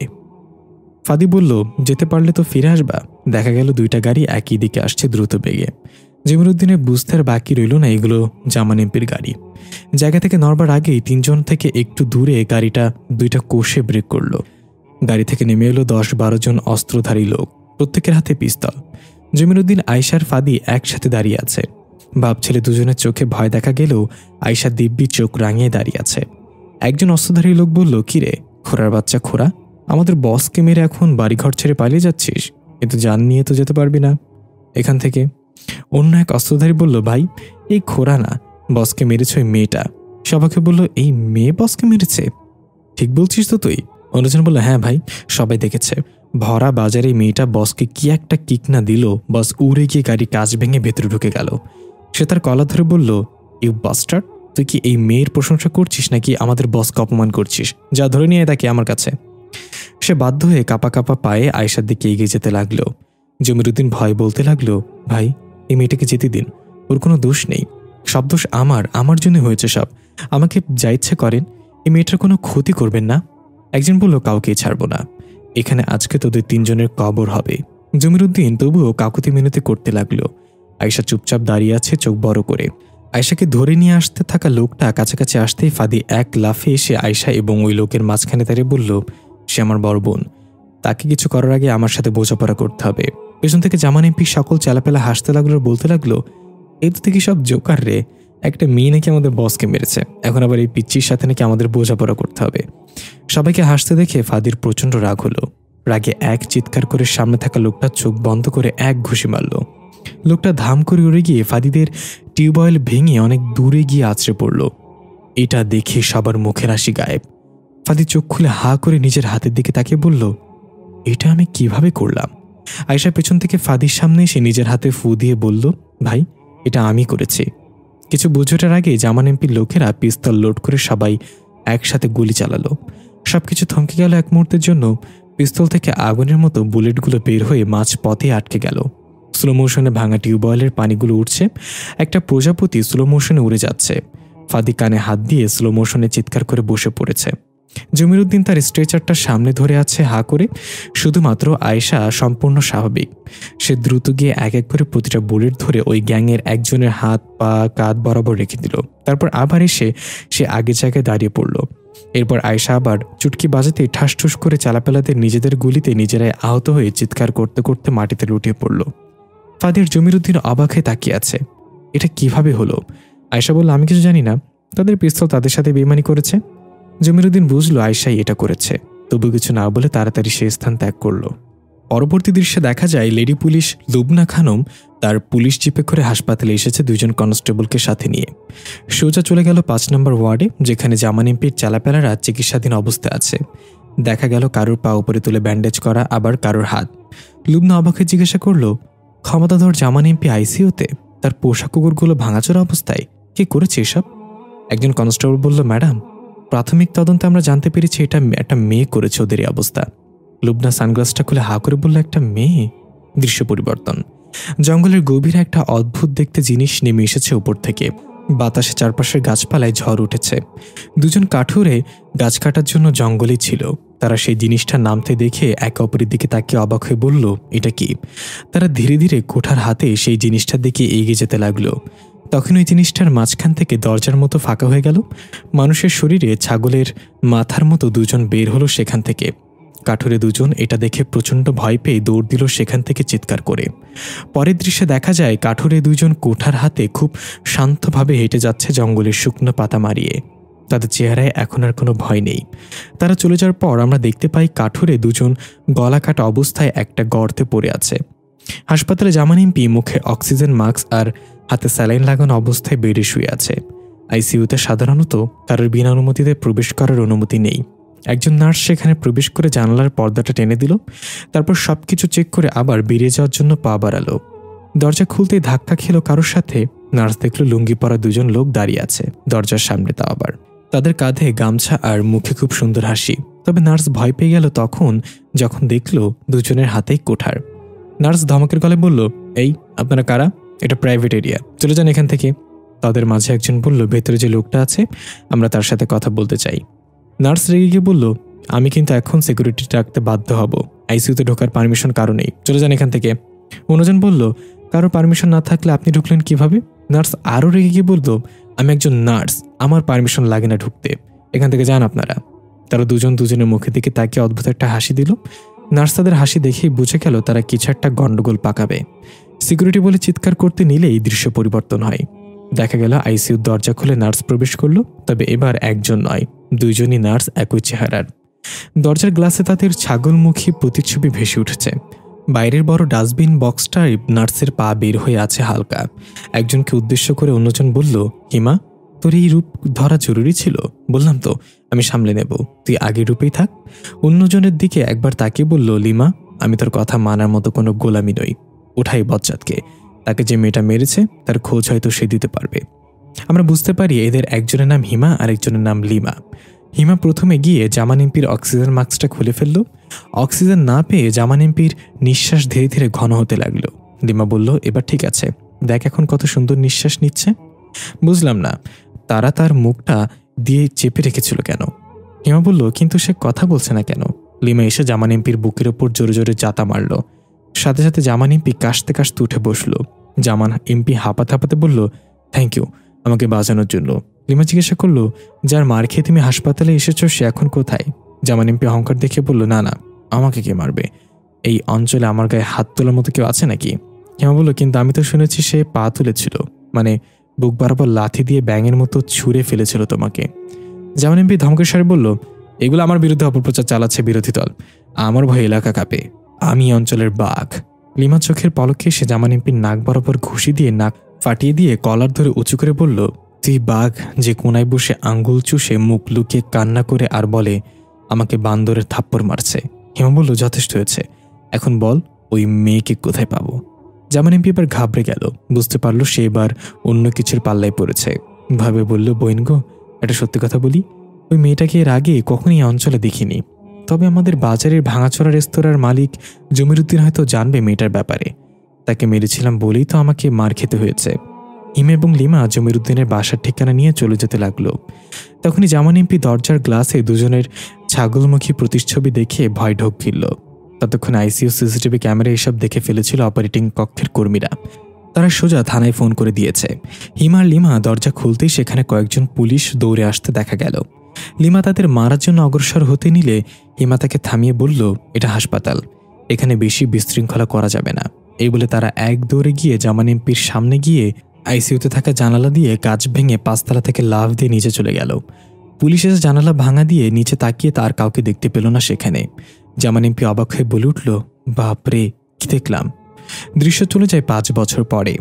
জমির উদ্দিন সেই অঞ্চল ছেড়ে আয়শা এবং ফাদিকে নিয়ে অনেক দূরে চলে এসেছে অন্য শহরে। জমানো টাকা দিয়ে জমির উদ্দিন এখানে একটা ছোটখাটো রেস্টুরেন্ট খুলেছে। বয়সের ভার এবং অসুস্থতার জন্য জমির উদ্দিন এখন বাড়িতেই থাকে। আয়শাই মূলত এই রেস্টুরেন্ট পরিচালনা করে। জমির উদ্দিনের ছোট রেস্টুরেন্টকে আয়শা ধীরে ধীরে অনেক বড় করে তুলেছে। এখন এই শহরের বড় বড় রেস্টুরেন্টের তালিকায় আয়শার রেস্টুরেন্ট অন্যতম। তার মেধা এবং মানসম্মত খাবারের দ্বারা মানুষের মন জয় করে চলেছে প্রতিনিয়ত। এদিকে আমরা দেখতে পাই আয়শার বিড়াল ছানাটা এখন বেশ বড় হয়ে গিয়েছে। ওর নাম রাখা হয়েছে টিট্টু। নামটা অবশ্য ফাদি রেখেছে। বিড়ালের পটি করানোর দায়িত্ব ছিল ফাদির ওপর, তাই টিট্টি শব্দ থেকে টিট্টু নাম রেখেছে। টিট্টু বাইরে থেকে এক লাফে জানালা দিয়ে ঘরে ঢুকে ম্যামাও করতে লাগলো। ঘরে কম্বল মুড়ি দিয়ে ঘুমাচ্ছিল ফাদি। ফাদির বয়স এখন 15 বছর। একাদশ শ্রেণীর ছাত্র সে বর্তমানে। টিট্টু লাফ দিয়ে খাটে উঠে ফাদির মাথার কাছে গিয়ে ম্যামাও করছে। ফাদি বিরক্ত হয়ে কম্বলের নিচ থেকে চিৎকার করলো, বড়াপু, টিট্টুরে নিবি এখান থেকে, দেখ না কি শুরু করেছে। আয়শাকে ফাদি এখন বড়াপু বলে ডাকে। আয়শা কিচেন থেকে বলল, টিট্টুর পটি করার টাইম হয়েছে, ওরে বাথরুমে নিয়ে যা। ফাদি বলে, আমি পারবো না বাল, তোর বিলায়ের ডট ডট ঢিলা হয়ে গেছে ইদানিং, কবে জানি পিন মাইরা দেই। আয়শা চেঁচিয়ে বলল, মনে আছে তো আজকে কয় তারিখ? মাসের 28 তারিখ। বেতন পাবি না কিন্তু এসব কথা বললে। ফাদি কম্বল লাথি মেরে ফেলে দিয়ে বিড়বিড় করে বলল, 2 তারিখে সামিয়ার সাথে মুভি দেখতে যাব, তাই টাকার খুব দরকার, না হলে চুলের চাকরির আজকেই ছাইড়া দিতাম। এই বলে ফাদি টিট্টুকে হাতে নিয়ে বলল, চল নবাবজাদা, রাত ভেরা খাবি আর দিন ভেরা লিখবি। তোর মালকিনকে বলবি সামনের মাস থেকে বেতন বাড়ায় দিতে, নাহলে চাকরি ছেড়ে দেব। টিট্টু ম্যাও করে ভাষায় বলল, আমি পারতাম না। ফাদি বলল, তা পারবি কেন? হাগার বেলায় তো কম হাগোস না। তোর 4 হাত থেকেও কম শেষে, তোর 4 হাত থাকতেও কাম শেষে ফ্লাশের দায়িত্ব এসে পড়েছে আমার 2 হাতের ওপর। মাঝে মাঝে ভাবি আমি কোনো বিলাই হইলাম না কেন। টিট্টু তার ম্যাও ভাষায় করে বলল, তুই বিলাই হইলে অলিগলি ঘুইরা কাইল্লা কাইল্লা বিলাই লগে টাইম স্পেন্ড করতি, আর 6 মাস পর পর আফ্রিকান বাচ্চা ফুটাইতি। ফাদি বলল, কি বলছস বুঝি নাই, কিন্তু যা বলছো সেটা সেম টু ইউ। টিট্টু খাক করে ফাদির হাতে কামড় দিয়ে বসলো। ফাদি হাত ছাড়িয়ে ফু দিতে দিতে বলল, তোর ইগোতে লাগছে, মনে খারাপ কিছু কইছিলি। এদিকে আয়শা নাস্তা তৈরি করে টেবিলে রাখলো। তারপর একটা ভারী নিঃশ্বাস ফেলে বলল, সকালে উঠে ফুল গাছে পানি দেওয়া হলো, চাচাকে চা বানিয়ে দেওয়া হলো, নাস্তা বানানো হলো, এখন ফ্রেশ হয়ে নিজেও রেডি হয়ে নেওয়া যাক। কিন্তু এই জমির চাচা গেল কই? তখন ফাদি এসে বলল, বড়াপু, এখন রেডি হসনি তুই? আমাকে কলেজে ড্রপ করে রেস্টুরেন্টে কখন যাবি? আয়শা বলল, আর পারলাম কই, দেখ না নাস্তা রেডি করেছে, এখন আবার তোর বাপরে দেখছি না। আর তুই দাঁড়িয়ে আছিস কেন? তাড়াতাড়ি নাস্তা করে নে, আমি 5 মিনিটের মাঝে রেডি হয়ে আসছি। এই বলে আয়শা চলে গেল ফ্রেশ হতে ওয়াশরুমে। ফাদি বসে বসে পরোটা ঠুসতে লাগলো মুখের ভেতর। এর মাঝে টিট্টু এসে লাভ দিয়ে ফাদির কোলে উঠে ম্যামা করতে ডাকতে লাগলো। ফাদি বলে, টিট্টু, আমি পরোটা খাচ্ছি, এগুলো তুই খেতে পারবি না, যা এখান থেকে। টিট্টু তবুও ম্যামা করে খাবার চাচ্ছে ফাদির কাছে। ফাদি বিরক্ত হয়ে বলল, গু খাই, খাবি তুই? টিট্টু তার ভাষায় বলল, তুই খা। এই বলে আবার লাভ দিয়ে চলে গেল। ফাদি বলল, চা পুত্তি। তখন আবার আয়শা টাওয়াল দিয়ে মুখ মুছতে মুছতে এসে খাবার টেবিলে বসলো আর বলল, কিরে এখনো টিট্টুর সাথে লেগে আছিস, খাচ্ছিস না কেন? ফাদি বলল, আর খাওয়া আমার, রোজ রোজ তোর এই পরোটা আর আলু ভাজি খেতে খেতে মুখ জ্বালাপোড়া করে। আয়শা বলল, তাহলে তোকে ডিম ভাজি বানিয়ে দিই। ফাদি বলল, না, আমাকে কিছু বানাতে হবে না, আমি মানুষই ঠিক আছি। আয়শা বলল, হ্যাঁ আমি মরিশে ঠিক আছি। ফাদি বলল, মরিশ মানে? কিসব আজগুবি কথা কস মাঝে মাঝে বুঝি না। আয়শা টিভি রিমোটটা হাতে নিয়ে টিভি অন করে দিল আর বলল, যেদিন বুঝে ফেলবি সেদিন আর আমাকে পাবি না। এটা বলে অদ্ভুত একটা হাসি দিয়ে নাস্তা করতে লাগলো। টিভিতে কার্টুন চলছিল কোনো। ফাদি রিমোট নিয়ে চ্যানেল চেঞ্জ করতে লাগলো আর বলতে লাগলো, বড়াপু, আজকে না কলেজে যেতে ইচ্ছে করছে না। আয়শা খেতে খেতে বলল, কেন রে, সামি আসবে না বুঝে আজকে কলেজে? ফাদি নাক ছিটকে বলল, ধুর, ওর খোঁজ আমি রাখি নাকি। আয়শা বলল, তাহলে যে বললি কালকে বেতন পেয়ে মুভি দেখতে যাবি সামিয়াকে নিয়ে? ফাদি মলিন মুখে বলল, বুঝলাম না বড়াপু, তোর কান বড় নাকি আমি জোরে কথা বলি? মুভি দেখার বিষয়টা আমি আমার রুমে একা একাই বলেছিলাম, তুই জানলি কেমনে? আয়শা একটু হেসে বলল, তুই জোরে কথা বলিস মনে হয়, এই জন্য তো কিচেন থেকে শুনে নিয়েছি আমি। ফাদি মাথা চুলকে বলল, কি জানি বাবা, হতে পারে। চ্যানেল চেঞ্জ করতে করতে হঠাৎ আয়শা বলল, থাম ভাই, দেখা গেল একটা লাইভ সংবাদ প্রচার হচ্ছিল এক বেসরকারি চ্যানেলে। আয়েশা খাবার টেবিল থেকে উঠে চোখ বড় করে সামনে এগিয়ে গেল টিভির। ফাদি বিড়বিড় করে বলল, এর আবার কি হলো? টিভিতে খবর দেখাচ্ছে স্কুল থেকে ফেরার পথে সমবয়সী দুজন স্কুল ছাত্রী নিখোঁজ হয়েছিল 2 দিন আগে। এ ব্যাপারে তাদের প্যারেন্টস থানায় একটা জিডি করেছিল নিখোঁজ কথা উল্লেখ করে। পুলিশ ইনভেস্টিগেশন করে সারা শহরের সম্ভাব্য এরিয়াগুলো সিসিটিভি ফুটেজ চেক করে সেই 2 স্কুল ছাত্রীকে বিভিন্ন স্থানে ঘোরাঘুরি করতে দেখেছে। তবে তাদেরকে সামনাসামনি পাওয়া যাচ্ছিল না কোনোভাবেই। মনে হচ্ছিল তারা মুহূর্তে এক স্থান থেকে অন্য স্থানে মুভ করছে। তবে সবচেয়ে আশ্চর্যের আর ভীতিকর ঘটনা সামনে এলো আজ সকালে। যে 2 মেয়েকে শহরের ভিন্ন ভিন্ন সিসিটিভি ফুটেজে দেখা যাচ্ছিল তাদের মৃতদেহ পাওয়া গিয়েছে শহর থেকে 5 কিলোমিটার দূরে অবস্থিত এক পুরনো মন্দিরে। ফরেন্সিক টিম এবং পুলিশের চোখ কপালে উঠে যায় ময়নাতদন্তের রিপোর্ট হাতে পাওয়ার পর। রিপোর্ট অনুযায়ী মেয়ে দুটো মারা গিয়েছে ঠিক 2 দিন আগে। অথচ গতকাল রাতেও শহরের এক স্থানে সিসিটিভি ফুটেজে মেয়ে দুটোর শেষবার দেখা গিয়েছিল। আর সেই খবর দেখে বিড়বিড় করে বলল, মরিস, তারা আমাদের ঘ্রাণ পেয়ে গিয়েছে। তাদের আগমন ঘটেছে শহরে। পেছন থেকে ফাদি বলল, বরাপু, আমার তো মনে হয় মেয়েদেরকে মার্ডার করা হয়েছে, তাই তাদের আত্মা প্রতিশোধের নেশায় ঘুরে বেড়াচ্ছে। আমি অনেক হরর মুভিতে দেখেছি এমন। আয়েশা ফাদির দিকে এগিয়ে গেল আর বুকের সেই চিহ্নটার সাথে হাত দিয়ে বলল, এখন থেকে এই স্থানে যেন পানি না লাগে, এটা তোর কাছে আমার অনুরোধ ভাই। ফাদি বলল, কেন বরাপু? আর তুই তো বলেছিলি এটা এমনিতে একটা চিহ্ন মাত্র। আমি নাকি সব মানুষদের মাঝে স্পেশাল, তাই আমার বুকে এমন চিহ্ন। এখন আবার কি হলো? পানি লাগাবো না কেন? আয়েশা বলল, তোর কি মনে হয় যখন এই জায়গায় ভিজা কাপড় দিয়ে ঘষা দিয়েছিলি তখন তুই অন্য কোনো ভয়ানক স্বপ্নের দেশে চলে গিয়েছিলি? তোর কি মনে নেই সেই ঘোড়ায় চড়া ছাগল মুখে 2টা দানবের কথা? ফাদি অবাক হয়ে বলল, তুই এটা কিভাবে জানলি? আজ পর্যন্ত এই কথা তো আমি কাউকে বলিনি। আয়েশা বলল, একদিন তোর সকল প্রশ্নের উত্তর পাবি ভাই। এখন বরাপু যেটা বলে সেটা কর। এই স্থানে পানি লাগালে তারা আমাদের সিগন্যাল পেয়ে যাবে। ফাদি বলল, তারা কারা? তুই কি বলছিস? কিছু বুঝতে পারছি না। আয়েশা বলল, মরিস। দৃশ্য পরিবর্তন। আমরা সেই খুন হয়ে যাওয়া মেয়ে দুটোকে দেখতে পাই, যারা মূলত ছিল হিমা আর লিমা।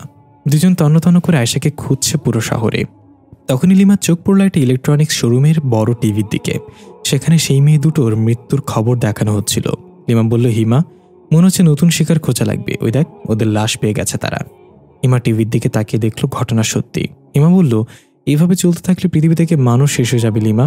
লিমা বলল, কখনো শেষ হবে না। পৃথিবীতে একদিকে একজন মরল, অন্যদিকে 3 জন জন্ম নেয়। তারা শুয়ে থাকার কাজটা ভালো করতে পারে। শোরুমের ভেতর থেকে একজন স্টাফ বাইরে দাঁড়িয়ে থাকা লিমা আর হিমাকে দেখে অবাক হয়ে আবার টিভির দিকে তাকালো। দেখতে পেল এরা তো ওই মেয়ে দুটো। এদেরকেই তো টিভিতে মৃত দেখানো হচ্ছে। তাহলে এরা কারা?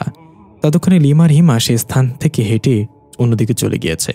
সে স্টাফ কাউকে কিছু না বলে তাদের পিছু নিল শোরুম থেকে বের হয়ে। লিমা আর হিমা এক মনে হাঁটছে। স্টাফ ছেলেটা চুপি চুপি তাদের পিছু করছে। ইতিমধ্যে সে পুলিশকে কল করার জন্য মোবাইল বের করেছে। কিন্তু আমরা দেখতে পাই লিমা তার হাতের সাহায্যে কিছু একটা ভ্রম তৈরি করে দিয়েছে। এতে করে স্টাফ ছেলেটা মোবাইলের দিকে তাকিয়ে দেখল একদম আউট অফ নেটওয়ার্ক, ফোনে 0 সিগন্যাল। এক এক করে আশেপাশে সবাই তাদের মোবাইলে হাতে নিয়ে বলা বলি শুরু করে দিল, আরে নেটওয়ার্ক নেই কেন? কি হলো ফোনে? আমারটাও তো নেই। আরে আমারটাও তো সেম। লিমার হিমার মুখে অদ্ভুত এক হাসি। তারা তাদের মতো করে এক মনে হেঁটে চলেছে। আমরা বুঝতে পারি স্টাফ ছেলেটা তাদের পিছু করছে, এটা তার আগে থেকেই টের পেয়ে গেছে এবং তারা এটা চাচ্ছিল। স্টাফ ছেলেটা তখনও বুঝতে পারেনি কি হতে চলেছে তার সাথে। লিমার হিমা এক পর্যায়ে একটা শুনশান গুলি ধরল। স্টাফ ছেলেটা বারবার ফোন ট্রাই করছে আর পিছু পিছু যাচ্ছে। হঠাৎ জনমানব শূন্য একটা স্থানে এসে লিমা আর হিমা দাঁড়িয়ে গেল। স্টাফ ছেলেটা ফোনের দিকে তাকিয়ে হাঁটছিল, তাই বুঝতে পারেনি সামনে তারা দাঁড়িয়ে আছে। ছেলেটা হঠাৎ করে গিয়ে হিমার সাথে ধাক্কা খেয়ে থমকে দাঁড়ালো। হিমা আর লিমা তার দিকে তাকিয়ে রহস্যময় হাসি দিল। ছেলেটা ভয় পেয়ে সেখান থেকে পালানোর জন্য পেছনে ফিরে দৌড় দিতে নিলে দেখতে পেল গলির মুখে ওই মেয়ে দুটোই দাঁড়িয়ে আছে। আবার সামনে তাকিয়ে দেখলো সেখানেও মেয়ে দুটো দাঁড়িয়ে আছে। এটা দেখে ছেলেটা কাঁপা কাঁপা গলায় বলল, আমাকে যেতে দাও। হিমা এগিয়ে এসে ছেলেটার গালে হাত বুলিয়ে বলল, দেখতে কিউট আছে, ওর রূপ আমার সাথেই মানাবে। লিমা বলল, বললেই হলো, আমি ভ্রম তৈরি করে ওকে এই পর্যন্ত নিয়ে এসেছি, তাই আমার ওর রূপ আমি নিব, তুই অন্য কাউকে খুঁজে নে। হিমা বলল, সবকিছু নিয়ে আমার সাথে তর্ক না করলে হয় না তোর? আমি এই ছেলের রূপ নেব বলেছি মানে আমি নেব। হিমা বলল, আমি কি ভেসে আসছি নাকি? আমি নেব মানে আমি নেব। ছেলেটা ভয় আর অবাক চোখে তাদের এই কথোপকথন শুনছিল। একসময় লিমা আর হিমা সমঝোতায় পৌঁছালো। এই ছেলের রূপ হিমা নিবে আর লিমার জন্য সুন্দর কোনো চেহারা খুঁজে দিবে হিমা। হিমা ছেলেটার ঘাড়ের দিকে মুখ দিতে লাগলো। তার চোখ স্বর্ণালী রং ধারণ করে জ্বলজ্বল করছে। হঠাৎ ছেলেটা মোটা একটা কণ্ঠে বলে উঠল, তোরা কি ভেবেছিস আমাকে তোরা নিয়ে এসেছিস এখানে? আমি নিজে এসেছি। আশি স্কুটিতে বসে হেলমেট পরতে পরতে ডাক দিল ফাদিকে। তাড়াতাড়ি কর না ভাই, তুই লেট করস প্রতিদিন। তারপর কলেজ গেটে দারোয়ানের সাথে ফ্লার্টিং করে গেট খোলাতে হয়। ফাদি তাড়াহুড়া করে বের হয়ে এলো ব্যাগ কাঁধে নিয়ে, আর বলল, সমস্যা কি? দারোয়ান বেটা তো তোর উপর ফিদা, তুই খেলে একবার হ্যাঁ করলে বেটা তার 9 বাচ্চা আর 2 বউ ছেড়ে তোর কাছে চলে আসবে। এই বলে ফাদি স্কুটির পেছনে বসলো। আয়সা স্কুটি স্টার্ট করে টান দিয়ে বলল, কস কি? 9 বাচ্চা ওই মরা বেটার? তার বাসায় কি আদমশুমারি লোক যায় না? ফাদি বলল, কিসের সুপারি? আয়সা বলল, আরে বান্দর, আদমশুমারি মানে জনসংখ্যা গণনা। তুই এটার মানে জানিস না? তোর কলেজে উঠাইছে কে? ফাদি বলল, তুই যদি এতই বুঝোস তাহলে বলতো, আমরা জানি পৃথিবী ঘুরে। তাহলে আমি যদি এক জায়গায় দাঁড়িয়ে লাফ দেই উপরের দিকে, আমার উচিত একই জায়গায় না পড়ে ভিন্ন জায়গায় পড়া। যেহেতু পৃথিবী ঘুরে তাই আমরা লাফ দেওয়ার পর জায়গা পরিবর্তন হয়ে যাওয়ার কথা, কিন্তু সেটা হয় না কেন? আয়সা বিড়বিড় করে বলল, ভালো প্যাচ দিছে বান্দর, কিন্তু উত্তর তো দিতেই হবে, নাহলে প্রেস্টিজের ব্যাপার। আয়সা চুপ করে। ফাদি খুশি হয়ে বলল, কি হলো, পারস না? দেখলি, তুইও বুঝোস না কিছু। আয়সা বলল, শোন, তোর উত্তর, তুই যখন বাস জার্নি করস তখন চলতি বাসের ভেতর লাফ দিলে যেমন তুই জায়গা পরিবর্তন না করে সেম জায়গায় পড়বি, ঠিক তেমনই পৃথিবী আমাদের সাথে নিয়েই ঘুরে। তুই লাফ দেস আর যাই দেস, পৃথিবী তোকে নিয়েই ঘুরছে, তুই জায়গা পরিবর্তন হওয়ার কোনো চান্স নেই। ফাদি অবাক হয়ে বলল, বরাপু, তুই আজকে রক্ত পরীক্ষা করাস, আমি নিশ্চিত তোর রক্তে বিজ্ঞানী চলাচল করে, কেমনে পারোস এগুলো? আয়সা আস্তে আস্তে বললে, এগুলো তো সহজ প্রশ্ন, পরের বার কঠিন কিছু জিজ্ঞাসা করিস। কথা বলতে বলতে ফাদির কলেজের সামনে চলে আসলো। ততক্ষণে প্রতিদিনের মতো গেট ক্লোজ করে দিয়েছে। দারোয়ান আয়সাকে দেখে তার রুই মাছের দাঁতগুলো বের করে একগাল হাসি দিল। ফাদি এটা থেকে বলল, দেখ তোর আশিক কেমন বাঙ্গির মতো ফাটা দিচ্ছে। আয়সা ফাদির মাথায় টাপলি মেরে বলল, চুপ থাক, তোর জন্য এই এখন সালিমুল্লার সাথে আমার রসের কথা বলতে হবে। দারোয়ান এগিয়ে এসে তার বাঙ্গি মার্কে হাসি নিয়ে বলল, আজকেও লেট করে আসছো, প্রিন্সিপালের কড়া নিষেধ আছে, গেট বন্ধ হওয়ার পর কোন স্টুডেন্ট যেন প্রবেশ করতে না পারে। আয়সা ফাদির দিকে তাকালো। ফাদি বিড়বিড় করে বলল, শুরু কর।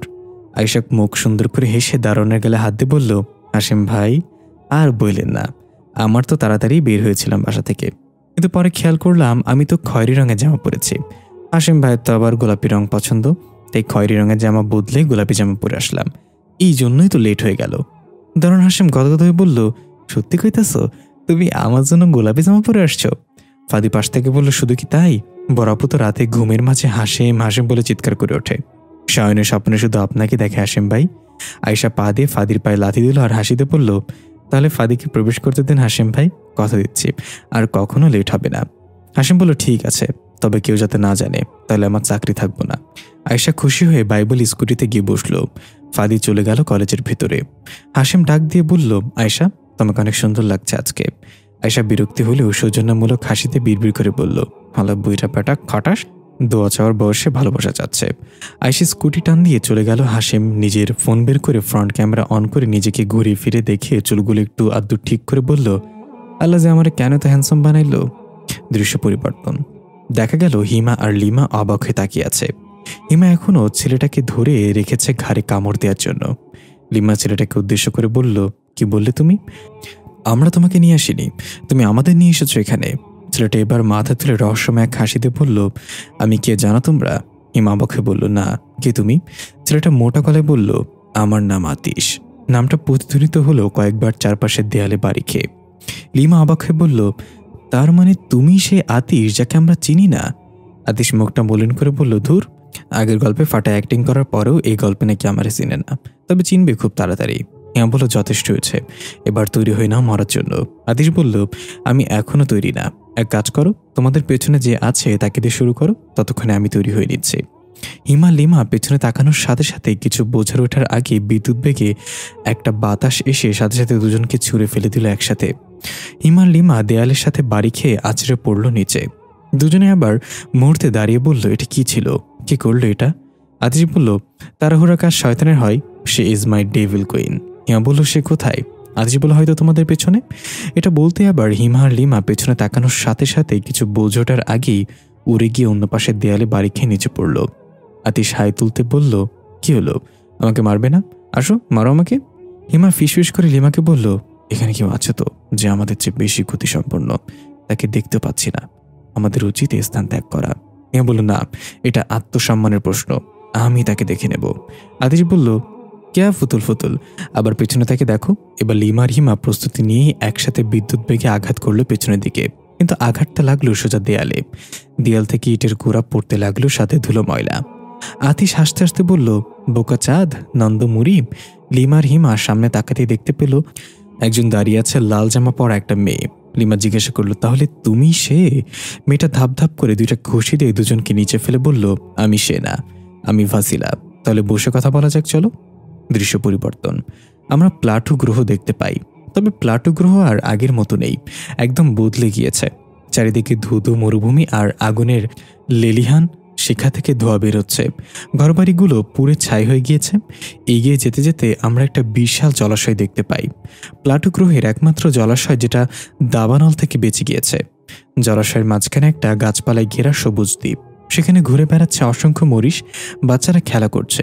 পশু পাখির জলাশয়ে সাঁতার কাটছে। দেখা মিলল প্লাটু গ্রহর রাজার সাথে। সে কয়েকজন মরিচ সিপাহী নিয়ে পেছনে হাত বেঁধে দ্বীপ পরিদর্শন করছে। অন্যান্য সাধারণ মরিচগণ তাকে মাথা নুইয়ে কুর্নিশ করছে।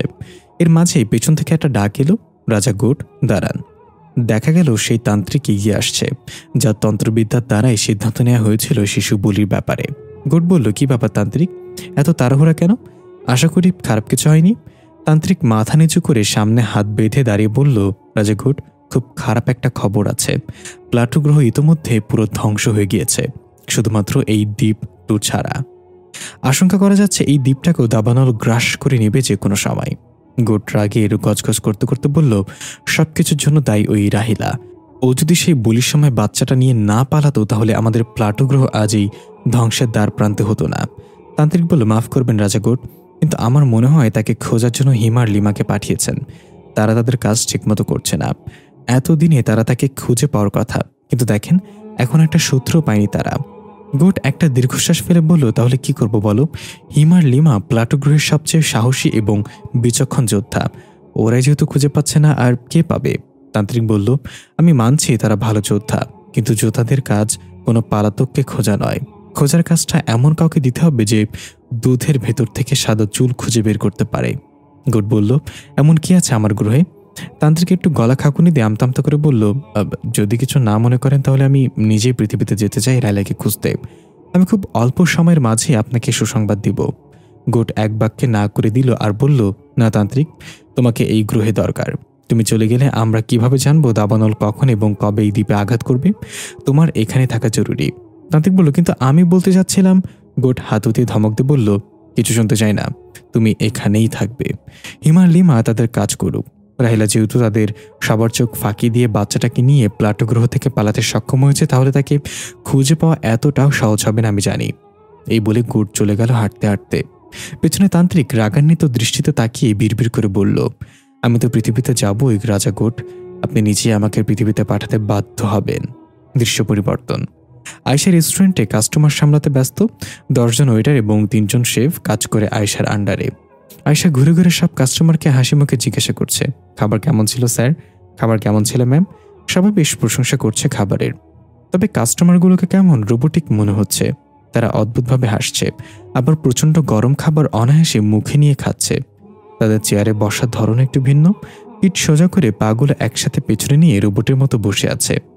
আয়েশা সবাইকে খাবারের ব্যাপারে জিজ্ঞাসা করতে করতে হঠাৎ খেয়াল করলো একদম কার্নিশের টেবিলটায় এক ভদ্রলোক বসে আছে এক কাপ কফি নিয়ে, আর সে এক নজরে আয়েশার দিকে তাকিয়ে আছে।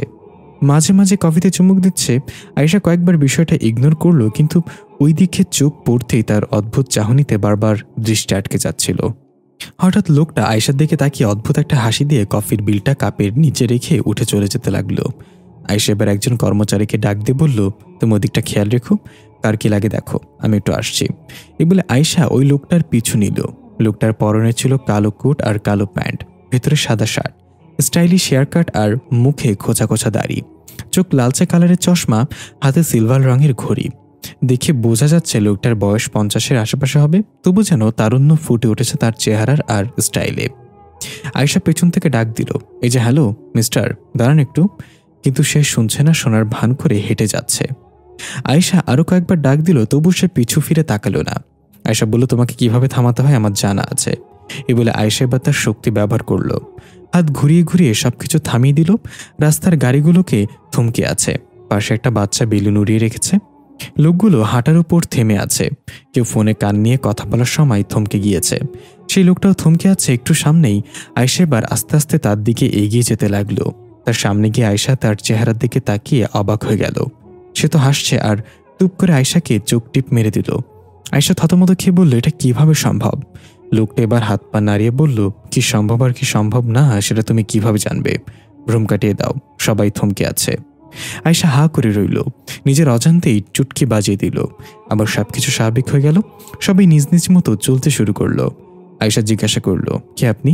লোকটা আয়শার দিক থেকে ঘাড় কাত করে পেছনে থেকে বলল, নত হও আমার সামনে। আয়শা ভ্যাবাচাকা খেয়ে বলল, হোয়াট? লোকটা বলল, আই সেইড বো ডাউন বিফোর মি। এই বলে লোকটা আয়শার মাথা ধরে নিচু করে দিল আর নিজেও হালকা সরে গেল। দেখা গেল নীল রঙের একটা বাতাসের মতো কিছু ছু মেরে চলে গেল। আয়শা অবাক হয়ে পেছনে তাকিয়ে দেখল দুটা মেয়ে চোখ স্বর্ণালী রং ধারণ করে এগিয়ে আসছে, তাদের হাতে ভয়ানক অস্ত্র। আয়শা বলে উঠল, হিমার লিমা চলে এসেছে। লোকটা বলল, আতিশ আর ভাসিলা তাদের ওদের হাতে থামিয়ে দিতে রাখতে পারিনি, অকর্মাগুলো। এ বলে আয়শা উদ্দেশ্য করে বলল, এখন কি করতে হবে? আয়শা বলল, ভাগতে হবে। লোকটা বলল, তাহলে দাঁড়িয়ে আছো কেন? শো এর স্পিড। আয়শা 2 পা পিছিয়ে এবার হিমার লিমার দিকে তাকিয়ে চোখগুলো স্বর্ণালী রং ধারণ করে চোখের পলকে ধুম করে ছুট দিল। বাতাসে লোকটা চুলগুলো এলোমেলো হয়ে গেল। লোকটা বলল, কত কষ্টে চুলগুলো সেট করেছিলাম, দিল তো শেষ করে। এদিকে হিমার লিমা আয়শার পিছু ছুটছে। লোকটা ফোন বের করে কারোর নাম্বার টাইপ করতে লাগলো। দৃশ্য পরিবর্তন। আতিশ আর ভাসিলা মাথায় হাত দিয়ে এক জায়গায় বসে আছে। আতিশ বলল, কি দরকার ছিল ওদেরকে না মেরে বসে থাকার? তবুও আমি ভাবছিলাম হাত পা বেঁধে দেই, তুমি না করলা, এখন গেল তো। ভাসিলা বলল, হয়েছে তো, চলে যা গিয়েছে তা নিয়ে আফসোস করে লাভ নেই, চিন্তা করো না। এখন কি করব? ভাইয়া যদি জানে আমরা এই আকাম করেছি তাহলে আস্ত রাখবে না। এর মাঝে আতিশের ফোন বেজে উঠল। আতিশ পকেটে হাত দিতে দিতে ফোন বের করতে করতে বলল, জানবে কি, অলরেডি জেনে গেছে মনে হয়। দেখা গেল আতিশের ফোনের স্ক্রিনে ভেসে উঠেছে তালিফ ভাইয়া, ফাদির কলেজের দৃশ্য। হেলমেট পরা এক বাইকার এসে থামলো গেটের সামনে, কালো রঙের একটা ব্লেজার পরা, কাঁধে সাইড ব্যাগ। দারোয়ান হাশেম তাকে জিজ্ঞাসা করলো, কে আপনি? লোকটা ওয়ালেট থেকে একটা কার্ড বের করে দেখাতেই দারোয়ান হাশেম সেলুট দিয়ে বলল, সরি প্রফেসর। এই বলে তাড়াতাড়ি গিয়ে গেট খুলে দিল। সে বাইক টান দিয়ে ছু মেরে ভেতরে চলে গেল। দারোয়ান হাশেম বলল, নতুন প্রফেসর নিয়োগ দেয় অথচ আমার বেতন বাড়ানোর কথা বলে প্রিন্সিপাল বলে কলেজে নাকি লসে চলছে, ঠাড়া পড়বো ওর ওপর। ফাদি গুনগুন করে গান গাইতে গাইতে কলেজের সিঁড়ি বেয়ে উপরে উঠছে। মাঝে মাঝে ক্লাসমেটদের দেখলে হাই হ্যালো করছে। হঠাৎ পেছন থেকে একটা মেয়ে কণ্ঠ, ওই ফাদির বাচ্চা। ফাদি পেছনে না তাকিয়ে বিড়বিড় করে বলল, শয়তান হাজির। এই মেয়েটার নাম সামিয়া, ফাদির ক্লাসমেট এবং অঘোষিত গার্লফ্রেন্ড। মেয়েটা শ্যামবর্ণে, তবে চেহারায় অন্যরকম একটা মায়া আছে। থুতনির নিচে তিলটা আরো বেশি মায়াবী করে তুলেছে তাকে। লম্বা চুলগুলো বেনি করে মাথায় একটা প্রজাপতি হেয়ার ব্যান্ড দিয়ে রেখেছে। আকাশি রঙের কলেজ ড্রেসে বেশ মানিয়েছে তাকে। সামি এসে ফাদির পিঠে থাপ্পড় দিয়ে বলল, কিরে আজকে লেট করে আসলি? ফাদি পিঠ দোলতে দোলতে বলল, তোর হাতে তো শক্ত কে, কামড়াইয়া পটি থেকে জ্বালাই করে আনছোস নাকি? সামি আরেকটা দিয়ে বলল, আমার হাত শক্ত না বাসুর, তোর শরীর নরম, চল ক্লাসে যাই। দুজন হাঁটছে আর কথা বলছে। সামিয়া বলল, জানিস গতকাল আমার ব্যাগ থেকে 2000 টাকা মিসিং হয়েছে, কোনো চোরে জানি ঝেড়ে দিয়েছে টাকাটা। ফাদি বিড়বিড় করে বলল, 950 টাকা ছিল হারামি। কেমন এত মিথ্যা কথা বলে দেয় মানুষ, এই জন্য দুনিয়াতে বিশ্বাস করতে বলতে কিছুই নেই আজকাল। সামিয়া বলল, কি বিড়বিড় করছিস? আচ্ছা শোন, আজকে তুই আমার সাথে থাকবি, সবাইকে জিজ্ঞাসাবাদ করব। ফাদি আবারও বিড়বিড় করে বলল, ভালো বুদ্ধি, শিয়াল কিনে মুরগি পাহারা, এগিয়ে যা। দৃশ্য পরিবর্তন। আতিসার ভাসিলা সামনে হাত বেঁধে দাঁড়িয়ে আছে মাথা নিচু করে। ঘরটা আবছা আলো আধারি। হঠাৎ আতিশ বলে উঠল, সব দোষ ভাসিলার, ওর হেয়ালির জন্যই তারা পালিয়ে গেছে। ভাসিলা বলল, একদম মিথ্যা অপবাদ দিবা না, আমি তো বলেছিলাম ওদেরকে বেঁধে ফেলতে, তুমি তো তা করলা না। আতিশ মুখে হাত দিয়ে অবাক হয়ে বলল, আস্তাগফিরুল্লাহ, মাথারে কেমনে পোল্টি মারে দেখছো ভাইয়া? দেখা গেল তালিফ তাদের সামনে একটা চেয়ারে বসে আছে, চোখ বড় বড় করে তাকিয়ে। ভাসিলা বলল, না ভাইয়া, আপনি ওর কথা বিশ্বাস করবেন না, ও সবসময় এমন করে, খেয়ে বলে খাই নাই। আতিশ বলল, আবারও মিথ্যা কথা, তুমি আমাকে কখনো খাইতে দিছো? না খাইয়াই বলতেছ খাওয়াইছি। ভাসিলা বলল, তুমি সিলেবাসের বাইরের জিনিসটাকে খাইতে চাও কেন? আচ্ছা ভাইয়া তুমি বলো, কুত্তার পেটে কি ঘি হজম হয়? আতিশ রেগে গিয়ে বলল, কি তুমি আমাকে কুত্তা বললা? ভাসিলা বলল, দেখতেও তো তুমি শিয়ালের মতো, কুত্তা তো আমি কথার কথা বলেছি। আতিশ আরো কিছু বলছে, তার আগে তারিফ এক ধমকে দুজনকে চুপ করে দিল। দুজন একদম চুপ করে মাথা নিচু করে দাঁড়িয়ে রইল। তালিফ চেয়ার থেকে উঠে বলল, ফারিস্তাকে বলেছিলাম 2টা বুদ্ধিমান এবং শক্তিশালী জিনিস পাঠাতে, এগুলো কি পাঠাইছে? তোদের সাথে থাকলে আমার যা বুদ্ধি তাও আছে তাও হারিয়ে যাবে। আতিশ আস্তে করে বলল, তাহলে এখন আমরা আর কি করবো ভাইয়া? তালিফ ভাসিলাকে উদ্দেশ্য করে বলল, তারা আয়েশার পিছু নিয়েছে, তোর কাজ আয়েশাকে নিরাপদে এখানে নিয়ে আসবি। ভাসিলা বলল, কিন্তু আমি পৌঁছানোর আগে যদি তারা তাকে ধরে ফেলে? তালিব বলল, তোকে শুধু আয়েশাকে নিয়ে আসতে বলেছি, বাঁচাতে বলিনি। আয়েশাকে বাঁচাতে অন্য একজন অন দ্য ওয়ে। আতিশ বলল, আর আমি কি করবো ভাইয়া? তালিব বলল, তুই আমার সাথে আয়, এক জায়গায় যেতে হবে আমাদের। আতিশ বলল, তোমার সাথে যাওয়া মানে মৃত্যুর সাথে সাক্ষাৎ করা। ভাসিলা, আমাকে ক্ষমা করে দিও, যদি বেঁচে না ফিরি তাহলে আমার কবরে গোলাপ ফুল দিও। ভাসিলা মুখ বাঁকা করে চলে গেল। আতিশ ভাসিলার চলে যাওয়ার দিকে তাকিয়ে আছে। তালিফ আতিশের শার্টের পেছনের কলার ধরে টানতে টানতে নিয়ে যাচ্ছে। আতিশ বলছে, ভাইয়া, জুনিয়র হিরো বলে এমনভাবে অপমান করতে পারো না আমাকে, আমারও কিন্তু নায়িকা আছে এই গল্পে। তালিফ আতিশের মাথায় টাপলি মেরে বলল, চুপ কর বাচাল। আচ্ছা, তুই ভাসিলার কাছে কি খাইতে চাইছিলি যেটা সিলেবাসের বাইরে? আতিশ লজ্জা পেয়ে বলল, ভাইয়া, আমি তোমাকে পরে পার্সোনালি বলবো, এটা এখন সব দর্শকরা শুনছে আমাদের। দৃশ্য পরিবর্তন, আমরা দেখতে পাই ঘন জঙ্গল একটা হরিণ ঘাস খাচ্ছে। হঠাৎ সে খাওয়া থামিয়ে মাথা উঠিয়ে আশেপাশে তাকাতে লাগলো ভয় ভয় চোখে। গাছের ডগা থেকে কয়েকটা পাখি ডানা ঝাপটাতে ঝাপটাতে উড়ে চলে যেতে লাগলো ডাকতে ডাকতে। হঠাৎ সামনে ঝোপঝাড়ে প্রচণ্ড নাড়িয়ে বাতাসের মতো কিছু একটা ছুটে চলে গেল। হরিণটা ভয়ে দৌড় দিল সেখানে। দেখা গেল আয়েশা বিদ্যুৎ বেগে ছুটছে, তার পেছনে হিমা আর লিমা। একটা ফাঁকা জায়গায় গিয়ে আয়েশা থমকে দাঁড়িয়ে গেল এবং আস্তে করে গিয়ে গাছের শিকড়ের উপর বসলো, পায়ের উপর পা উঠিয়ে। হিমা আর লিমাও এসে থামলো সেখানে। আয়েশা একটু হেসে বলল, কেমন আছো তোমরা? অনেক বছর পর দেখা হলো, তাই না? হিমা আর লিমা এক অপরের দিকে তাকিয়ে একটু সামনে গিয়ে বলল, রাহিলা, দেখে ভালো লাগলো তোমাকে, অনেক ভাগিয়েছ। এবার চলো যাওয়া যাক, গড তোমাকে দেখে খুশি হবে। আয়েশা বলল, প্রথমত আমাকে রাহিলা বলে ডাকবে না, আমি এখন আয়েশা, আর দ্বিতীয়ত গোটকে খুশি করা আমার কাজ না, তাই তোমরা যেতে পারো এখন। লিমা বলল, আমার জানতাম তুমি এইভাবে যাবে না, তাই তোমাকে শিকলে বেঁধে টেনে হিচড়ে নিয়ে যাব। তার আগে বলো সেই পাথর কোথায়? আয়েশা বলল, আমি তো যাব না তোমাদের সাথে, আর পাথরের ব্যাপারেও বলবো না, তোমরা তোমাদের মতো করে চেষ্টা করে দেখতে পারো। এই বলে আয়েশা হাত ঘুরে ক্যারাতে স্টাইলে দাঁড়িয়ে বলল, এই জন্যই তোমাদের এতক্ষণ ভাগিয়েছি, লোকালয় থেকে দূরে এখন আমরা। হিমা লিমা হাতের মুষ্টিবদ্ধ করলো, দুজনের চোখ স্বর্ণালী রং ধারণ করলো। হাতের মুষ্টি থেকে আগুনের মতো বিদ্যুৎ ছড়াতে লাগলো। আয়েশা এক ঝটকায় গিয়ে হিমা আর লিমাকে প্রথমে আঘাত করলো, কিন্তু হিমা খপ করে আয়েশার আঘাত ঠেকিয়ে হাত ধরে বলল, পৃথিবীতে থাকতে থাকতে তুমি অনেক স্লো হয়ে গেছো রাহিলা। লিমা পাশ থেকে আয়েশাকে এক ঘুষি মেরে ছিটকে ফেলে দিয়ে বলল, দোষ পৃথিবীর না, তোর কাছে সেই পাথর নেই, তাই সে অনেক দুর্বল। আয়েশা উঠে নিজের জামা ঝাড়তে ঝাড়তে বলল, প্রতিপক্ষকে দুর্বল ভাবা যুদ্ধের হারার অন্যতম কারণ জানো তো? এবার চেষ্টা করে দেখো। কিছু বুঝোটার আগেই লিমা এক ঝটকায় এসে আবার আয়েশাকে আঘাত করে ফেলে দিল। আয়েশা গিয়ে গাছের সাথে বাড়ি খেয়ে নিচে পড়ে আবার উঠে বলল, আমি তৈরি ছিলাম না, আবার চেষ্টা করো। এবার হিমা আরও রেগে গিয়ে আয়েশাকে ধরে উঁচু করে ঘুরিয়ে আছড়ে ফেলল। ধুলোবালি উড়িয়ে কিছুটা দূরে গিয়ে পড়ল আয়েশা। আয়েশা আবার কোকড়াতে কোকড়াতে উঠে কারাতে স্টাইলে দাঁড়িয়ে বলল, চোখে সূর্য পড়েছিল তাই দেখিনি, আবার চেষ্টা করো।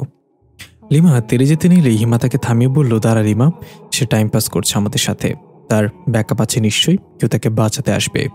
আয়েশা রহস্যময় হাসিতে বলল, আমার শক্তির উৎস সেই পাথর আমার কাছে নেই, জানতাম তোমাদের সাথে পারবো না, তবুও তোমাদেরকে এখানে নিয়ে এসেছি, কেন জানো? হিমা বলল, কেন? আয়েশা হাসিতে শস্য বাতাসের শব্দে একটা ঝড় এলো। চোখের পলকে হিমা আর লিমাকে উড়িয়ে ফেলল দূরে। দেখা গেল নীল চোখা মাস্ক পরা একটা মেয়ে, যার চুলগুলো রক্তে লাল, বাতাসে এলোমেলোভাবে উঠছে। আয়েশা তার কল্পনায় চলে গেল একটু আগে। তালিফ যখন বলছিল, তাহলে দাঁড়িয়ে আছো কেন, শরীর স্পিড, তখনই আয়েশা বলছিল তারা আমাকে ধরে ফেলবে, আর আমার বর্তমান শক্তি তাদের সাথে পেরে ওঠার জন্য যথেষ্ট না। তালিফ সুন্দর করে হাসিতে বলেছিল, আমি কাউকে পাঠাচ্ছি তোমাকে রক্ষা করতে, সে এদের মতো হাজার ভিনগ্রহীকে ধুলোয় মিশে দিতে পারে। আয়েশা বলেছিল, আসলে কি আপনি? তালিফ অদ্ভুত একটা হাসিতে বলেছিল, এই mysterious person, now run and don't run around. Ayesha ফিরে এলো কল্পনা থেকে। ততক্ষণে মাস্ক পরা মেয়েটা হিমা আর লিমাকে মেরে গাছের সাথে ঝুলিয়ে রেখেছে। আয়েশা বলল, ওদেরকে মেরো না, ওরা শুধুই হুকুমের গোলাম। মেয়েটা হিমা আর লিমাকে ঠাস করে নিচে ফেলে আয়েশার দিকে এগিয়ে এসে বলল, তুমি ঠিক আছো? আয়েশা বলল, হ্যাঁ আমি ঠিক আছি, তুমি কে? তোমার মাঝে এত শক্তি কিভাবে? তোমার গ্রহের নাম কি? মেয়েটা বলল, আমাকে শুধু তাদের হাত থেকে রক্ষা করার জন্য বলা হয়েছে, আমার কাজ শেষ, আমার এখন যেতে হবে। এই বলে মেয়েটা চলে যাচ্ছিল। আয়েশা দেখল মেয়েটার বয়স বেশি হলে 12 থেকে 13 বছর হবে। তার হাঁটা আর কণ্ঠের মাঝে একটা বাচ্চামি ভাব আছে, কিন্তু এত শক্তিশালী কিভাবে সে? এসব ভাবতে ভাবতে নিজের অজান্তে ডাক দিল, অন্তত তোমার নামটা তো বলে যাও। মেয়েটা একবার পিছনে তাকিয়ে রহস্যময় ভঙ্গিতে বলল, ভ্যাম্প। এই বলে চোখের পলকে গায়েব হয়ে গেল সে বাতাসের সাথে। আয়েশা মাথা চুলকে বলল, ভ্যাম্প? এটা আবার কেমন নাম? লিমা আহত অবস্থায় কোকড়াতে কোকড়াতে পেছন থেকে বলল, রাহিলা, ভেবেছিলাম তুমি পৃথিবীতে একা, কিন্তু তোমার পেছনে এই শক্তি তোমাকে রক্ষা করছে। কে এটা? সে কোন গ্রহের? আয়েশা এগিয়ে গিয়ে হিমা আর লিমাকে হাত ধরে উঠিয়ে একটা জায়গায় বসিয়ে নিজেও তাদের পাশে বসে বলল, এগুলো জেনে তোমাদের কোনো কাজ নেই। এখন তোমরা কি করবে বলো? হিমা গালে হাত দিয়ে চাপা সোজা করতে করতে বলল, কি মারটাই না মেরেছে, চাপা ব্রেক হয়ে গেছে আমার। এখন আর কি করব? প্লাটো গ্রহে ফিরে যাব আর তোমার ব্যাপারে গোটকে বলবো? আয়েশা বলল, কি বলবে? লিমা বলল, রাহিলার পেছনে অদ্ভুত এক শক্তি আছে, তাকে হারানো সম্ভব না। এর মাঝে সেখানে চলে আসলো ভাসিলা। লিমা আর হিমা ভাসিলাকে দেখে বলল, নে, এটারই কম ছিল, তুমিও চলে এসেছো এখানে। ভাসিলা লিমা আর হিমাকে দুই এক ঘুষি দিয়ে ফেলে বলল, পালিয়েছিলি কেন তখন? তোদের জন্য নিজের বয়ফ্রেন্ডকে ফাঁসাতে হয়েছে আমার। আয়েশা বলল, তুমি কে? ভাসিলা বলল, আমার নাম ভাসিলা, তোমাকে আমার সাথে যেতে হবে এখন, তালিব ভাইয়ের হুকুম। আয়েশা বলল, তালিব ভাইটা আবার কে? আর আমি তোমাদের সাথে কেন যাব? বুঝলাম না। ওরা আমাকে নিয়ে যেতে চায়, তুমি আমাকে নিয়ে যেতে চাও? আমি কি মানুষ নাকি আলুর বস্তা? ভাসিলা বলল, তুমি মরিস, আর তালিব ভাই সে যে তোমাকে বাঁচানোর জন্য এখানে কাউকে পাঠিয়েছিল। আয়েশা এবার শান্ত হয়ে বলল, ও আচ্ছা, ওই হ্যান্ডসাম লোকটা, তাহলে চলো তাড়াতাড়ি। ভাসিলা বলল, লাভ নাই, তার বাচ্চা বউ আছে। আর একটা কথা বলো তো, এখানে কে এসেছিল তোমাকে বাঁচাতে? এই দুইটার এই এমন হাল করলো কি? আয়েশা বলল, সে তার সম্পর্কে কিছুই বলেনি, বাতাসের সাথে আসলো আবার বাতাসের সাথেই চলে গেল, তবে একটা অদ্ভুত নাম বলে গেল যাওয়ার সময়, ভ্যাম্প। ভাসিলার ঠোঁটের কোনো অদ্ভুত এক হাসি ভেসে উঠল। দৃশ্য পরিবর্তন। দেখা গেল ফাদি আর সামিয়ার সাথে ক্লাসের বখাটেদের বিশাল ঝামেলা লেগে গিয়েছে। সামিয়া তার টাকা হারানোর কথা জিজ্ঞাসা করতেই এই ঝামেলা। যার সাথে মূল ঘটনার শুরু, তার নাম জাইফ। তার বাবা ডালিম খন্দকার এই এলাকার একজন প্রভাবশালী নেতা। এই কলেজে জাইফের পাওয়ার অন্য লেভেলের। সে তার বাবার পোশাক গন্ডাদের খবর দিয়েছে এখানে। জাইফ আর তার বাবার পোশাক গন্ডারা একসাথে হকি স্টিক আর শিকল হাতে গেট দিয়ে কলেজের মাঠ দিয়ে হেঁটে আসছে ক্লাসের দিকে। এই দৃশ্য সামিয়া দেখে তাড়াতাড়ি ফাদিকে বলল পালিয়ে যেতে, কারণ জাইফ যখন সামিরের সাথে খারাপ ব্যবহার করেছিল তখন ফাদি জাইফের নাক ফাটিয়ে দিয়েছিল। ফাদি বলল, আমি কেন পালাবো, আসতে তাদের। এই বলে একটা কাঠের টুকরো নিয়ে এগিয়ে যেতে লাগলো ফাদি কলেজের মাঠের দিকে। সামিয়া বারবার নিষেধ করলেও শুনল না। দেখা গেল পুরো কলেজ থমথমে অবস্থা। প্রিন্সিপাল এসে রিকোয়েস্ট করলো জাইফকে কলেজে কোনো ঝামেলা না করতে, কিন্তু জাইফ জানিয়ে দিল আজকেই ফাদির রক্ত ঝরবে এই সবুজ মাঠে, তারপর আমি শান্ত হব। আমরা দেখতে পাই সকালের সেই হেলমেট পরা বাইকার প্রফেসর মুখে মাস্ক পরে বুকে হাত বেঁধে দাঁড়িয়ে আছে একপাশে। এর মাঝে ফাদি চলে আসলো কাঠের টুকরা হাতে নিয়ে। প্রিন্সিপাল ফাদিকে ধমক দিয়ে বলল, তুমি এখানে কেন এসেছো? আমি বিষয়টা দেখছি তো, যাও এখান থেকে। ফাদি বলল, কলেজের ঝামেলা যদি কলেজ পর্যন্ত সীমাবদ্ধ থাকতো তাহলে আমি যে কোনো শাস্তি মাথা পেতে নিতাম স্যার, কিন্তু সে তার বাবার পোশাক কুকুরগুলোকে নিয়ে এসেছে কলেজের ভেতর, আমি চুপ থাকবো না। এই কথা শুনে জাইফের সাথে থাকা লোকগুলোর শিকল নিয়ে তেড়ে এসে প্রিন্সিপালকে ধাক্কা মেরে ফেলে ফাদির দিকে শিকল দিয়ে বাড়ি দিল। কিন্তু দেখা গেল সেটা ফাদির আঘাত করার আগেই থেমে গেল। কেউ সেটা ধরে ফেলেছে। ফাদি আস্তে আস্তে পেছনে থেকে দেখল মাস্ক পরা একজন লোক শিকলটা ধরে রেখেছে। সে ধীর করে বলল, প্রিন্সিপালকে নিয়ে এক পাশে সরে যাও। ফাদি তার ধীর গলার কম্পনে বেশ ঘাবড়ে গিয়ে তাড়াতাড়ি প্রিন্সিপালকে উঠিয়ে এক পাশে চলে গেল। সামিয়া দৌড়ে এসে ফাদির পাশে দাঁড়ালো। দেখা গেল মাস্ক পরা প্রফেসর শিকল সহ তাকে টান দিয়ে সামনে এনে বুক বরাবর এক লাথি মেরে ছুঁড়ে মারল। সে একদম জাইফের পায়ের কাছে গিয়ে আছড়ে পড়ল। এটা দেখে বাকিরা কেঁপে উঠল। তবুও জাইফের হুকুম পেয়ে একসাথে প্রফেসরের ওপর আক্রমণ করল। প্রফেসর সবাইকে একটা করে আঘাত করল, কারোর মুখে বা বুকে, কারোর গলায়। এক আঘাতেই তারা চিৎপটাং হয়ে পড়ে রইল। জাইফ প্রচণ্ড রেগে জিজ্ঞাসা করল, তোর সাহস কিভাবে হয় আমাদের লোকেদের গায়ে হাত তোলার? কে তুই? প্রিন্সিপাল পেছন থেকে উচ্চস্বরে বলে উঠল, ডের স্টুডেন্ট, পরিচিত হও তোমাদের নতুন প্রফেসরের সাথে, প্রফেসর ইমাম নাওফি। তালিফ আর আতিশ একটা পরিত্যক্ত কবরস্থানে এসেছে। শালাপাড়া কবরস্থানের ওয়াল আর কবরগুলো সব লতা পাতায় আবদ্ধ। কালো রঙের একটা সাপ নীরবে বিনা শব্দে হেঁটে ওয়ালের ওপর দিয়ে। নিচে শুকনো পাতার খচখচ আওয়াজে হেঁটে চলেছে দুজন। আতিশ এদিক ওদিক তাকাচ্ছে বারবার আর বলছে, ভাইয়া, আমরা এই প্রাচীন জায়গায় কেন এসেছি? তালিফ বলল, তুই ভয় পাচ্ছিস? আতিশ ভাবলেন বলল, ভয় পাবো? তারপর আমি? আরে আমাকে দেখে ভয় পাই। তালিফ একটু হেসে নিচের দিকে তাকিয়ে বলল, নড়াচড়া করিস না, তোর পায়ের কাছে সাপ। আতিশ চিৎকার করে এক লাফে এসে তালিফের কোলে উঠে গেল। তালিফ ছিটকা মেরে আতিশকে ধপাস করে ফেলে দিয়ে বলল, এই তো সাহস? আতিশ একটু হাসি দিয়ে বলল, মাঝে মাঝে একটু ভয় না পেলে সাহসিকতার মূল্যহীন হয়ে পড়ে আসলে, কিন্তু এখন তোমার ভয় পাওয়ার পালা, কারণ কালো রঙের সাপ তোমার পেছনে ফনা ধরে আছে। তালিফ একটু মুচকে আসলো। আমরা দেখতে পাই সত্যি সত্যি কালো রঙের সাপ তালিফের পেছনে একটা পুরনো কবরের উপর ফনা ধরে আছে। কিছু বোঝোটার আগেই সাপটা ফুস করে তালিফের দিকে ছোবল দিল। তালিফ পেছনে না তাকিয়ে খপ করে সাপের গলার কাছে ধরে ফেলল আর সামনে এনে বলল, কবরস্থানে কাকে বিষ দিতে এসেছিস তুই? আতিশ হা করে রইল। সাপটা এখনো ফুসফুস আওয়াজ করছে আর তালিফের হাত পেঁচিয়ে ধরেছে। তালিফ সাপের চোখে চোখ রেখে বলল, এত রাগ দেখাচ্ছিস কেন? কি পাহারা দিচ্ছিস এখানে? আতিশ উঠে আশেপাশে তাকাতে একটা কবরের পাশে ছোট্ট গর্তে কয়েকটা ডিম দেখতে পেল। আতিশ বলল, ভাইয়া ওর ঘর পাহারা দিচ্ছিল, ভেবেছে আমরা ওর ঘর ভাঙতে এসেছি।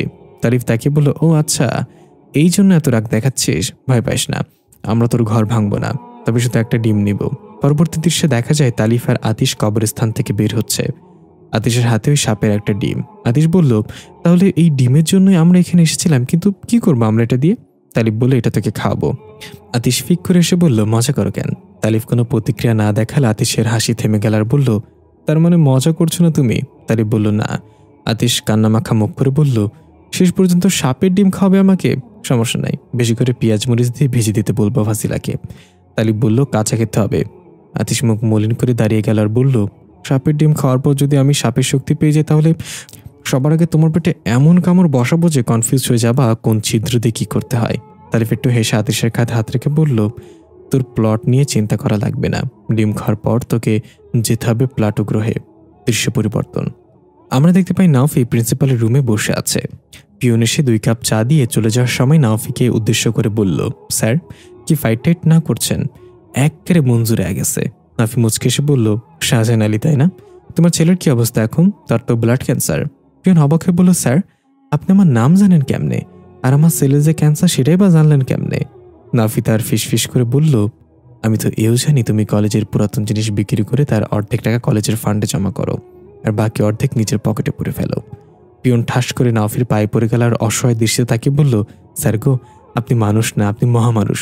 দয়া করে এই কথা প্রিন্সিপালের কানে দিয়েন না, তাহলে আমার চাকরি শেষ। তখনই প্রিন্সিপাল কক্ষে প্রবেশ করলো। পিয়ন সাথে সাথে টপিক ঘুরিয়ে নাফির জুতা পরিষ্কার করতে করতে বলল, ইস, ফাইট করতে গিয়ে স্যারের জুতাগুলো একদম ময়লা হয়ে গেছে। প্রিন্সিপাল এসে তার চেয়ারে বসতে বসতে বলল, শাহজাহান তুই যা এখান থেকে। শাহজাহান উঠে চায়ের ট্রে হাতে করে চলে যাচ্ছিল আর নাফির দিকে হাত জোর করে ইশারায় কিছু বলতে না করে সে চলে গেলে নাফি বলে, আমি সত্যি খুব দুঃখিত স্যার, আসলে নিজেকে থামিয়ে রাখতে পারিনি, ওই বাচ্চা ছেলেটাকে সে মারতে এসেছিল। প্রিন্সিপাল বলল, রিল্যাক্স মিস্টার নাফি, আপনি যা করেছেন সেটা সম্পূর্ণ ঠিক ছিল, কিন্তু আপনি যাদেরকে মেরেছেন তারা ডালিম খন্দকারের লোক, এটা এখানেই শেষ হবে না, অনেক দূর করাবে। নাফি বলল, যে কাজ সংক্ষিপ্ত সেই কাজ আমি করি না স্যার, দেখা যাক কোন পর্যন্ত করাই। প্রিন্সিপাল একটু হেসে বলল, আমি শুনেছি আপনার ব্যাপারে অনেক কিছু, আপনি শুধু দৃশ্যমান সৃষ্টির প্রফেসর নন, অদৃশ্য সৃষ্টিরও প্রফেসর। নাফি বলল, না না স্যার, এখন আমি ওইসব ছেড়ে দিয়েছি, একটা নর্মাল জীবনে থাকতে চাই। আমার একটা ভুলে অনেক কিছুই হয়েছিল, সেদিনের পর থেকে ওই পথে আর ফিরে যায়নি। প্রিন্সিপাল বলে, শুনে ভালো লাগলো, তবে আমার জানা মতে ওই জগতে এন্ট্রি ডোর আছে, কোনো এক্সিট ডোর নেই। যাই হোক, আপনি তাহলে ক্লাসে যান, আপনার প্রথম ক্লাস একাদশ শ্রেণী থেকে শুরু হচ্ছে। নাফি সৌজন্যমূলক হাসি দিয়ে বের হয়ে গেল কাঁধে ব্যাগ নিয়ে। করিডোর দিয়ে হাঁটছে আর স্টুডেন্টরা তাকে হাই প্রফেসর বলে সম্বোধন জানাচ্ছে। দৃশ্য পরিবর্তন। ওয়াসিলা আয়েশাকে নিয়ে চলে এসেছে, কিন্তু তালিফ আর আতিশ নেই বাসায়। আয়েশা ঘুরে ঘুরে বাসার চারপাশটা দেখছিল। দেয়ালে একটা অদ্ভুত পরীর মতো মেয়ের পেইন্টিং দেখে আয়েশা জিজ্ঞাসা করলো, এটা কি এঁকেছে? ওয়াসিলা বলল, এটা কোনো পেইন্টিং না, সত্যিকারের সৃষ্টি। আয়েশা অবাক হয়ে বলল, কখনোই সম্ভব না, এত সুন্দর মানুষ হয় নাকি? ওয়াসিলা বলল, মানুষ হয় না, কিন্তু পরী তো হয়। আয়েশা আরেকটু সামনে গিয়ে পেইন্টিংয়ের গায়ে হাত বুলে বলল, তার মানে সে পরী? ওয়াসিলা বলল, সে আমাদের রানী ফারিস্তা, আর তোমার ওই হ্যান্ডসাম পার্সনের একমাত্র জীবন সঙ্গিনী। এর মাঝে তালিফ আর আতিশ চলে আসলো। তালিফ আয়েশাকে দেখে বলল, তাহলে বেঁচে আছো এখনো? আয়েশা বলল, খুশি হয়ে বলেছেন নাকি আফসোস করে? তালিফ একটু হেসে বলল, এসো আমার সাথে। এই বলে একটা বেলকুনিতে গিয়ে সামনাসামনি 2টা চেয়ারে বসলো দুজন। ওয়াসিলা আতিশের হাতে ডিম দেখে জিজ্ঞাসা করলো, এত বড় হয়েও এই ছোট একটা ডিম পারছো? আতিশ বলল, এটা আমার ডিম না, সাপের ডিম। ওয়াসিলা অবাক হয়ে বলল, সাপের ডিম? এটা দিয়ে কি হবে? এদিকে আয়েশা বলল, আপনারা কি চা কফি কিছু খাবেন না? তালিফ বলল, খাই তো। আয়েশা বলল, তাহলে জিজ্ঞাসা করছে না কেন আমাকে চা না কফি? তালিফ বলল, সেটা তখনই জিজ্ঞাসা করব যখন আমার সব প্রশ্নের উত্তর সঠিকভাবে পাবো। আয়েশা বলল, কিসের প্রশ্ন? তালিফ বলল, আমি সেই মানুষ যে পৃথিবীতে আসা তোমাদের মতো ভিনগ্রহীদের লিস্ট করি। তোমরা পৃথিবীতে আসার উদ্দেশ্য কি? আয়েশা বলল, আমাদের গ্রহে আমরা নিরাপদ ছিলাম না। রাজা কট পথভ্রষ্ট তান্ত্রিকের কথা মতো শিশুবলির মতো জঘন্য পন্থা বেছে নিয়েছিল এবং সেই প্রথা চালু করেছিল। তালিফ বলল, কিন্তু তোমাকে দেখে তো শিশু মনে হয় না, তুমি কেন পালিয়েছিলে? আয়েশা বলল, আমি শিশু না হলেও আমার মেয়ে শিশু। দৃশ্য চলে যায় অতীতে। প্লাটো গ্রহে রাজা দরবারের সুরিত চলছে পরবর্তী শিশু বলির জন্য। রাজ্যের সকল মরিষরা দাঁড়িয়ে আছে। যাদের ঘরে শিশু আছে তাদের চেহারায় আতঙ্ক আর ভয়। ভিড়ের মাঝে আমরা দেখতে পাই একটা মেয়েকে, যে ছোট্ট শিশুকে বুকে জড়িয়ে ধরে অশ্রু ভেজা চোখে তাকিয়ে আছে। এই মেয়েটার নাম রাহিলা। পাশে রাহিলার স্বামী দাঁড়িয়ে আছে আর বলছে, রাহিলা, কিচ্ছু হবে না, দেখো, শুরুতে আমাদের বাচ্চার নাম উঠবে না। রাহিলা বলল, যদি উঠে যায় তাহলে কি হবে? এই সন্তান কত তপস্যা করে আমরা পেয়েছি জানো তো। যদি শুরুতে আমাদের বাচ্চার নাম ওঠেও তবুও আমি রাজার বিরুদ্ধে দাঁড়াবো। রাহিলার স্বামী তাকে শান্ত হতে বলল। এর মাঝে ঘোষণা চলে এলো, রাজা গোট একটা উঁচু স্থানে দাঁড়িয়েছে। তার পাশে উজির একটা কাপড় নিয়ে দাঁড়িয়েছে। ওই কাপড়ে এবার এর শিশুর নাম লেখা। সবার চোখে মুখে আতঙ্ক। সবাই তাদের বাচ্চাকে শক্ত করে জড়িয়ে ধরেছে। হঠাৎ রাহিলার কোলে থাকা বাচ্চা কান্না করে উঠল। রাহিলার ভেতরটা চিপ মারল। বুঝে গেল এবার আর রক্ষা নেই। রাজা গোটের আদেশ পেয়ে উজির কাপড়ে থাকা নামটা বলল সবার উদ্দেশ্যে। এবারে বলি, সায়ন্তা এবং রাহিলার সন্তান। ভাগ্যবান ওই শিশু যে এই রাজ্যের জন্য নিজেকে উৎসর্গ করছে। ভাগ্যবান তার বাবা মা, তাদের নাম আমাদের রাজ্যের স্বর্ণাক্ষরে লেখা থাকবে। রাহিলা চিৎকার করে কান্নাজড়িত কণ্ঠে বলে উঠল, আমি মানি না এই শিশু বলির প্রথা। আমার বাচ্চাকে আমি কারোর জন্য উৎসর্গ করতে পারবো না। রাজা গোট ঝাঁঝালো কণ্ঠে বলল, খামোশ, এত বড় স্পর্ধা তোমার? আমার বিরুদ্ধে কথা বলো? সিপাহী, বন্দি করো একে, নিক্ষেপ কর অন্ধকার কারাগারে। রাহিলা তার কোমরে থাকা চাকু বের করে বাচ্চাকে শক্ত করে ধরে বলল, মেরে ফেলবো, খবরদার কেউ কাছে আসবে না। রাহিলার স্বামী সায়ন্তা এতক্ষণ চুপচাপ দাঁড়িয়েছিল। সিপাহীরা যখন চারিদিক থেকে রাহিলাকে ঘিরে ফেলেছিল তখন সায়ন্তা এক ছুটে এসে সিপাহীর মাথা আলাদা করে ফেলল তরবারি দিয়ে। তারপর রাহিলার সামনে দাঁড়িয়ে বলল, কেউ যদি আমার স্ত্রী সন্তানকে স্পর্শ করার চেষ্টা করে আমি তাকে ধর থেকে মাথা আলাদা করে ফেলবো এভাবেই। সেটা যদি রাজা হয় আমি পরাও করি না। রাহিলা অবাক হয়ে অশ্রু ভেজা চোখে তাকিয়ে আছে সায়ন্তার দিকে। কারণ সায়ন্তা খুব শান্তিপ্রিয় মরিষ। সে কখনো লড়াই ঝগড়া বা যুদ্ধ পছন্দ করত না, সবসময় এড়িয়ে চলেছে এসব। কেউ তাকে আঘাত করলেও সে হাসি মুখে তার আঘাত মেনে নিয়েছে, কখনো পাল্টা আঘাত করেনি। সেই শান্তিপ্রিয় স্বামীর এমন দুর্ধর্ষ রূপ দেখে রাহিলার অবাকের সাথে অনেক খুশি হয়েছে আজকে।